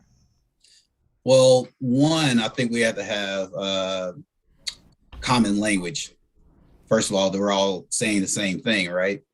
And we also have to have common messaging. It has to come from all the leadership from central office saying the same thing. And also it has to be, I looked at the equity plan, it talks about the level of implementation, but it doesn't talk about the impact, right? And so that piece, and the other piece is, Lonnie, I always say what's respected is what's inspected, the accountability piece. And so I don't think you should ask any teacher to do something new where they have not been trained, provide the resources. Once they've been trained and provide the resources, there should be a level of expectation that you implement this and then the support there. But if we've done that part to some degree, then it has to be, people have to be held accountable. Put it this way, there's some things that you all are doing. They may not be tied directly to teaching and learning, but it's some things that you all are doing in the district you do extremely well. And the reason why that is because everybody's held accountable for it. And it's part of the culture now that, if you don't do this, somebody, either a board member or a superintendent, somebody's going to say, why isn't this getting done? The question becomes, if SEL and culturally responsive teaching, things like that, if it's a one-off, right? You had the training and then nothing else happens. Well, that's why it's not getting embedded systemically. And then that's why it's not having impact on student achievement. Because once you have the training, someone has to be in the classroom to see if it's been actually implemented and used for the students, and then also be measured for implementation and impact. Right? It has to be part of our DNA. And if it's not part of our school district DNA, then some schools are going to do it well and some are not, because it's not systemic. So it has to be, the training has to be provided. There has to be follow-up, ongoing, and then it has to reach the classroom. And then somebody has to go in and see if that's actually been done. And we know this for sure. All the things you just mentioned are taking place in your schools. It is not taking place consistently. We have islands of excellence. That's what you're seeing right now, islands of excellence. But it has to be an expectation. And I would say the schools that are doing it and doing it well is because they're held accountable, but they're also supported at the same time. Greg, that's a good question. Greg, you want to talk about any more about that? You're doing it right now. And so if you want to share your thoughts. Thank you, Dr. Cleveland. I think you hit the nail on the head in reference to being held accountable. But I also think, people think that you are receive a professional development on social emotional learning, or you receive a professional development on culturally responsive teaching and learning at the beginning of the year, and then checking in to ensure that it happens and it's all good. And that's not the case. I mean, it's a continual growth process. It's not necessarily always a check-in. Sometimes it's a chance for feedback and a chance for them to kind of recalibrate and remove some of the biases that they may have came in with, and recalibrate the thinking a little bit. I also think it's very powerful if you have a social emotional learning curriculum. I think that's a very powerful piece, and I know that can get extremely expensive and elaborate, but it's nice when Dr. Cleveland was saying having that consistency throughout the district. That really helps to have that, because usually if you have a curriculum, then it'll come with a scope and sequence. It comes with professional learning. It comes with all those pieces that you need to assure that those things happen. Wonderful. And I know we are in the process of evaluating SEL curricula. That's exactly right. We are. That's great. At this time, we have 10 minutes unless we move to extend. And is there more you want to talk about beyond? I know this is kind of like the take home, and I know that we have a phase 2 that's going to focus on finance. So where are we in your presentation, Dr. Cleveland? I want to make sure we leave enough time. I do. Rodney Jackson, Mr. Jackson, he did put a few, 1 or 2 recommendations in the presentation, but we also submitted to you all. I'm not sure if you all received it yet, but a very thorough financial and budget plan through the lens of equity. And so I would like him to talk to you about that a little bit, because I think it's important that when you all make decisions about resources at the school level, it can't be equal. It has to be equitable. And when it's equal, that's when you start seeing the different opportunity gaps. But when it's equitable, you'll see those gaps start closing. And so, Rodney, you can just talk about some of your work around the finance and equity piece real quickly. And I think the board may have some questions for you also. Everything is interwoven together related to the expenses of the school district. Usually most school districts, salaries and fringe is about 85–90% of the budget. So it's equity related to that, the hiring, retention, and so forth. The question always becomes, does the budget drive instruction, or does instruction drive the budget? You don't want to be making decisions based on how much money you have. You want to be making decisions based on the instruction that you're trying to achieve, and that it's equitable. That you have not just SMART goals, but smarter goals, which includes the E being equitable and our resources to make that equity happen. And then you can have data-driven funding allocations. Then you can do analysis related to academic return on investment when you know where everything is at. If you're hitting low-income students, different social, economic, racial, and so forth. And then the communication, how you communicate that out. So everybody understands that the focus is from the district level down to the school level as you build the budget and have everybody involved, whether they're classified staff, certified staff, central office, leadership, bus drivers, custodians, everybody's involved in the whole process. So it becomes very transparent. Everybody understands why the money's being spent and why again, it's equitably spent, not just equally spent. Okay. And I'm not sure, did you all receive the, it's pretty extensive, the plan that we sent you all on the finance and budget plan. I'm not sure if you received it or not yet. Yes, sir. Yeah. The table? Mm-hmm. Yes. Mm-hmm. Yes, sir. Yeah. Questions and comments from board members in regards to the finance plan? Sarah? I'm curious if there is, when you said there's a part 2, is there another part that's coming after this, or was it part 2 of this presentation? I just wasn't understanding. So my understanding, and correct me if I'm wrong, Dr. Cleveland, is that the Millennial Learning concepts will conduct an audit around our finances and budget through an equity lens? Yeah, that's what we did. That's why we submitted that part. That was, I think, Superintendent, when we spoke earlier, when I spoke to the leadership, that wasn't totally completed yet. You and I, we all met in, I think, maybe January. It wasn't totally completed, but it's completed now, and that's why we had submitted the plan. So I think when you all met, we wasn't totally finished, but I didn't know who will have it completed or not today, but it is completed. That's what probably what we could do is have give the board time to look through the finance and budget equity plan, because that was all the information that we had access to. We went through that and created this plan and made strong recommendations about the equity and budget piece. I mean, the finance and budget piece around equity. So maybe they maybe take a deeper look at that. And Superintendent, you may not have had a chance to look at it also in detail, and maybe look at that. And then if you all have questions, we can address those at another time. Thank you for that clarity. Mm-hmm. Thank you so much. Sarah? Yeah, just to follow up there, I would appreciate the chance to go deeper on the equitable resource allocation piece in budget. I know that Spring is proposing next year's budget, but I really want to get deeper into that and understand that a bit more. If we're able to, whenever we're able to fit it on the agenda.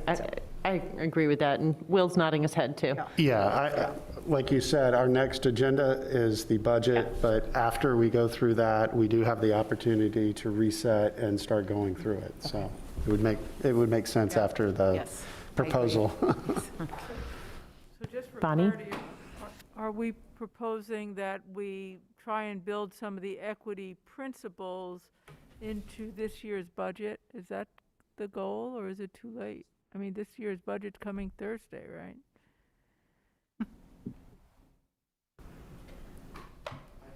To do the work. I think we have to do the work to go through how we would approach this, but the superintendent's budget's required for us to submit to the county.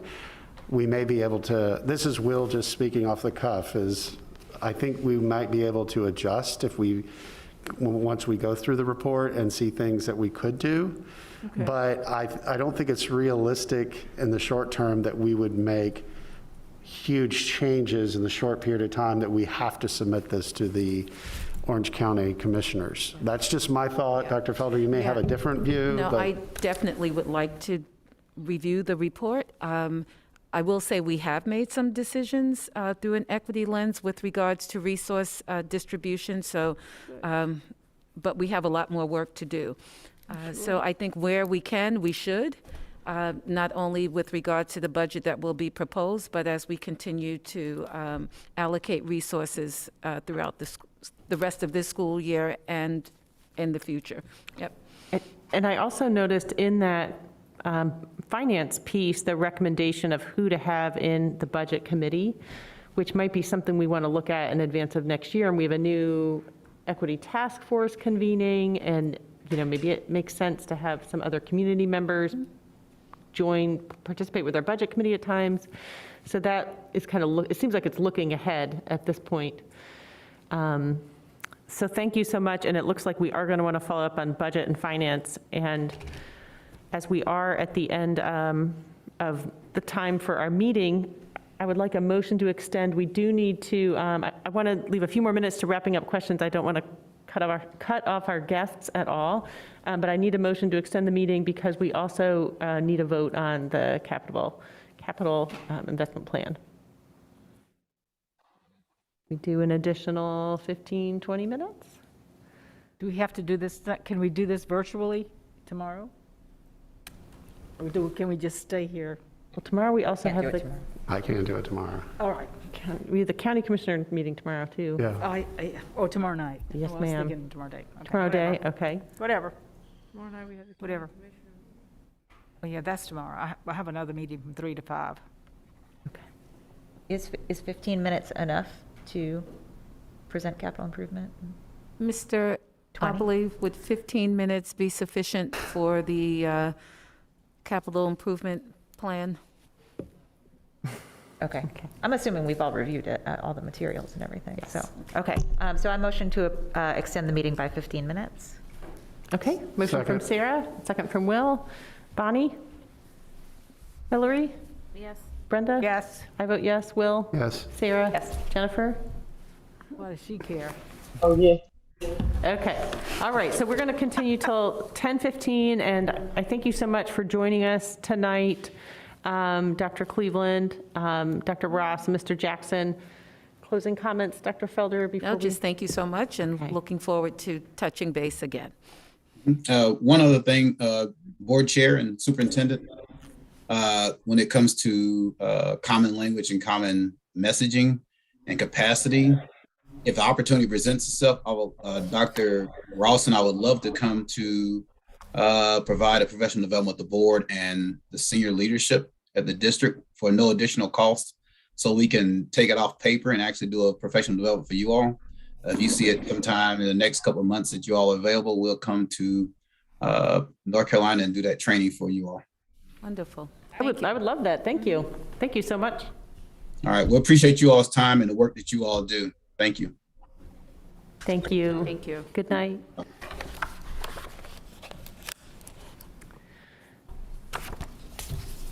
Mr. Aberle? And we also have the item that got moved from consent. That's true. The easement. Easement. Okay. Patrick's of the mindset that that can wait. Okay. This is the one thing we have to get to. I'm not sure that's on. We can't hear you.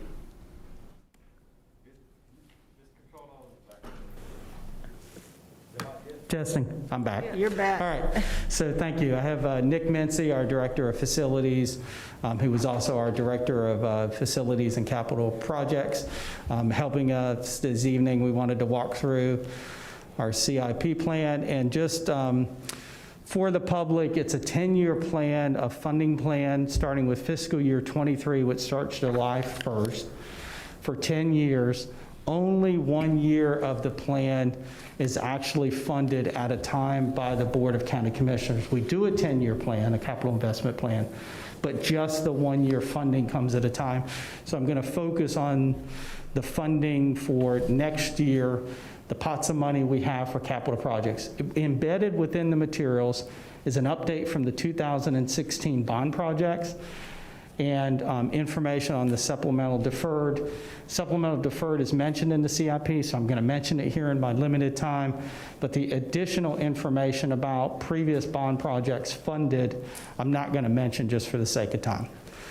So when we look at our capital projects for this upcoming year, one thing we tried to note in your modules this time was the rationale and the reasonings why and the differences between each of the different pots of money we have from capital for the county. We have what's called pay-as-you-go. That's our local debt financed, and the money that we receive from the county for capital projects are identified within the plan. And this does have an escalation of 2% that's built in each year. So you can see the line item, the amount that we get this year. Most likely, it will go up automatically by 2% next year. There are some years there's adjustments made to it, but when we calculate and escalate our costs across the funding years, we're escalating 2%. You can see our additional pay-go, which we refer to as the lottery funds. It comes directly from the state. That is based on ADM. It passes through the county Board of Commissioners to the Orange County schools, and that funding is pretty consistent based on our ADM. Then we have what's Article 46, which is sales tax. We have earmarked that in the district for our technology, because technology is changing and technology is a consumable, and it also depreciates very quickly. We don't want to do leases and other types of capital items that are depreciating from debt services, so we use most of our money we received, or almost all of our money we received, earmarked for technology. And so our laptop leases that the board approved, that's all the money, that's where that comes from for any refreshes or infrastructure, et cetera. And then the last one is our supplemental deferred maintenance. The district received just over $12 million 3 years ago. This is the third year of that funding cycle, and so we do reflect that in the plan. So you can see next year we're going to receive approximately $7.3 million for capital. And then that's going to go down by $4.3 million the next year because we will no longer have that supplemental deferred. And so we've identified some of the major projects within the CIP budget.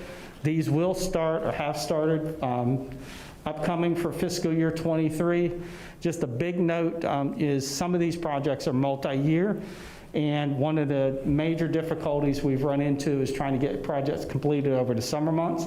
We know our buildings, not all of them will be closing, and we will continue to make these upgrades on our campuses, including the use of mobile units as well. And so we've identified major projects for each of the schools, and that's in your materials. And then the Partnership Academy discussion, we'll defer that for a different night. That's not part of our current CIP plan. I know you have additional attachments, both the full CIP plan of the projects and funding for 10 years. We do ask your approval of that plan so that we can transmit to the county, and so they're able to present and get their packets together for the Board of County Commissioners. Again, the funding is set by the county. We look at our facility plans, our facility assessments, life safety systems, major building improvements, life cycles of when items need to be completed or replaced. We prioritize which HVAC systems and building occupants for learning environments, upgrades and furnishings and finishings, roof structures, building envelopes. So there's a whole host of projects that have life cycles to them and that need repairs in our buildings, and that's what we prioritize to get those projects completed. Nick's here if you have any questions. I'll stop there. You have the materials. Thank you so much.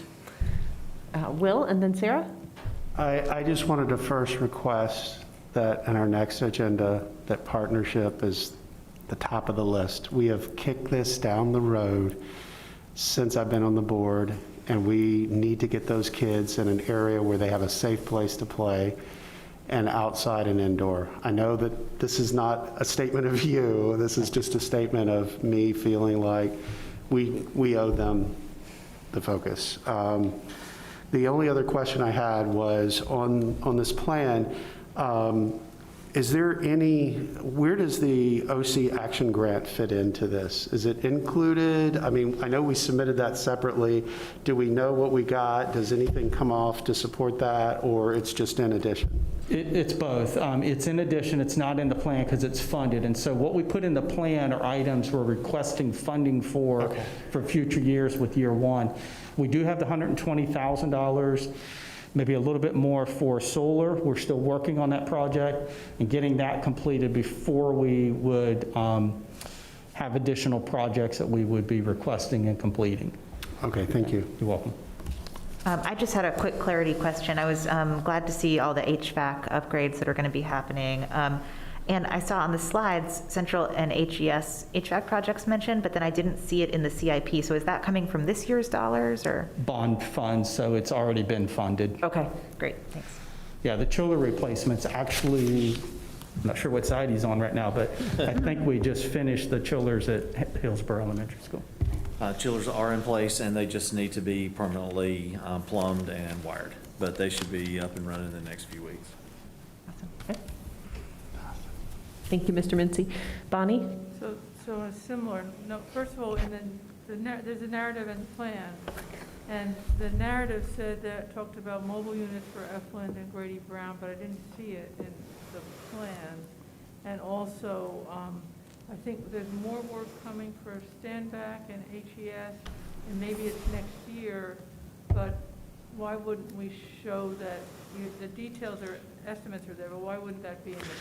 So one is construction costs for those large major projects should include any temporary mobile units needed. So when we bring back the bids and the estimates and the costs for those mechanical systems, those will reflect, which are bond funded, those will reflect the cost of the temporary mobile units. That was something that was not in the geothermal project at Orange High School, and it should have been, in our opinion. It just makes the project easier if we have all the costs incorporated. So the mobile unit cost will be within those projects as we bring them forward. So the mobile units are to do the HVAC projects, they're not to add capacity to the... It could be both. Once we have the mobile units and they are utilized on the campus beyond the capacity or beyond the need for renovation and construction, the board would always have the opportunity to use those for capacity, which is a larger discussion than just the CIP plan. But certainly we're preparing for the future of the district should we need those in another capacity around, considering the amount of growth that we're having coming from the west. And then AL Standback, which isn't on the list, and I think there's more work at HES. Is that coming next year? Not this year, but next year, and do we have the money for that?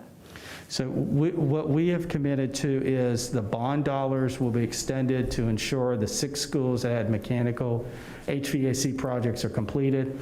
The roof projects have already been completed an extensively amount at AL Standback. That's primarily what they were getting was roofs. And I know you can't see that, but that was completed previously. So it's not reflected now because that work has been done.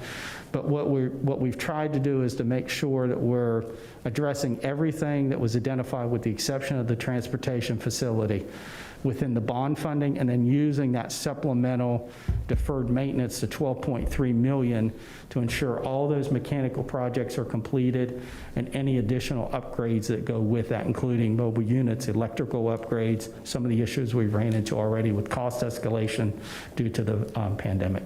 So is that all getting done this year, or this year and the next year? It's multi-year, so right now we do have Eflin Cheeks and ready to bid. Central will be rebid. Those two will be packaged together because we're still looking at a few months before ALS's mechanical system is designed and ready to bid. We don't want to hold up Central and Eflin any longer, so we've authorized those two to move forward. And then while we're completing AL Standback, Nick is working with DPI on New Hope Elementary School because we've already started replacements of units there. Yep. And then we need to complete Eflin Cheeks, finish up Hillsborough and Grady Brown. So those would be coming with the AL Standback projects at some point. Okay, but those are, I guess I'm just trying to understand what's covered and what's not here.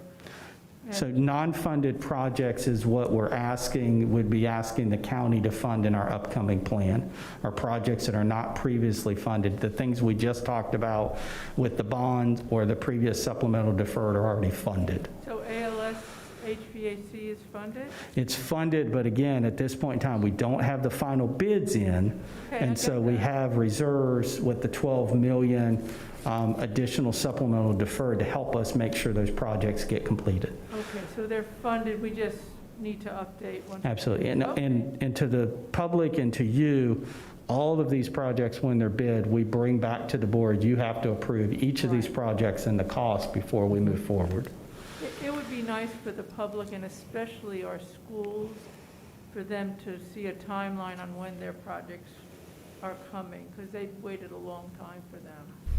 Yes, we have a 50-year need in the schools and trying to accomplish It it. just would be nice to give them a simple timeline. We are right at our 10:15 time. Are there any final questions before we take a motion? Yes, Will. I'm sorry. Go ahead. I was just going to ask if we were going to talk about what got pulled off of the consent agenda. Yeah, let me. What I was going to say, but she said questions before motion. Yeah, I think, Dr. Felder, do you want to speak to the easement item? Should we just motion to approve the CIP first? So Yes. I move to approve the CIP. Second. Motion from Sarah, second from Brenda. I vote yes. Will? Yes. Sarah? Yes. Bonnie? Yes. Hillary? Yes. Brenda? Yes. Jennifer? Great. Thank you so much. Thank you both. All right. Dr. Felder? So I could go quick. It's fine by me if If that's the pleasure of the board. Yeah, I don't need a presentation. The only reason I pulled it was in our prior conversations with the town, we had requested the potential of compensation in the forms of in-town rates versus out-of-town rates, or the sewer easement, them taking over it at Cameron Park, or I just didn't want to just approve this without including that as part of the conversation going forward. So If I can clarify, are you just asking for permission to allow them to do the survey at this point? That's correct. We Okay. just need to do the survey so we can put a So I do think value that and wasn't necessarily summary. clear, but I think that needs to happen before a price can be negotiated, essentially. Okay, that's good. The only thing that really got me nervous of we're going further is it said request the land survey to do the disposition of the school pump station. So it felt like we were going past that, but if that's just the survey, I'm fine with that. Well, we can include it in the motion, and that way it'll be clear that there could be a motion to authorize staff to proceed with the survey and other background work that would be necessary to negotiate a sale. So moved. Second? Motion from Will and a second from Sarah. Bonnie? Yep. Hillary? Yes. Brenda? Yes. I vote yes. Will? Yes. Sarah? Yes. Jennifer? I'll go to bed. It's 10:15. I'm wondering if the summer scholars presentation is going to be communicated in another way. Is that what I'm thinking, Dr. Felder? Yes, we can communicate by way of, well, we did provide an update in the board weekly update. You do have access to the abstract. We continue to refine the plans. There's a large team, 39, who are working on this. But in the meantime, if you have any other questions, feel free to reach out. We're happy to address your questions. But we do have dates and timeframes, et cetera. Yeah, I think we want to make sure dates get out to families as soon as, is there a way that that might happen this week, or? Dr. Dawson, can you speak to that? Okay. Quickly, quick.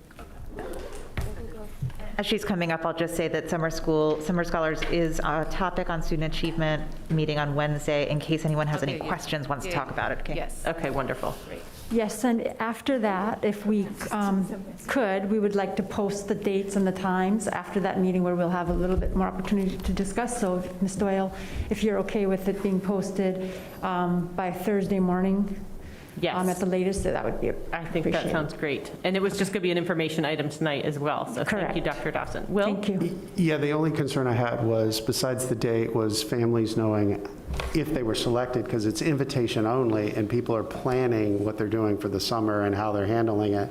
And I know it's invitation only, but that's what I was concerned with, is how do we connect the parent? Yes, you're going to be part of this, so the planning goes as. Anyway, that was my concern. I'll just leave it there. Yep, and we'll provide more, and we'll discuss further in the Student Achievement Committee meeting. Okay, does that sound good to you too, Sarah? Sounds Did you great. lead that meeting? Okay, great. Excellent, thank you. I will take a motion to adjourn. Madam Chair, unless- move to adjourn. Second. Okay, we have a motion from Vice Chair Stevens, a second from Ms. McKenzie. Ms. Hauser? Dr. Moore? Yeah, she's going to bed. Ms. Smiley? Yes. Mr. Atherton? Yes. I vote yes. Ms. Yes. Stevens? Ms. McKenzie? We are adjourned, everyone. Have a safe drive home. Thank you, everyone, for a smooth meeting.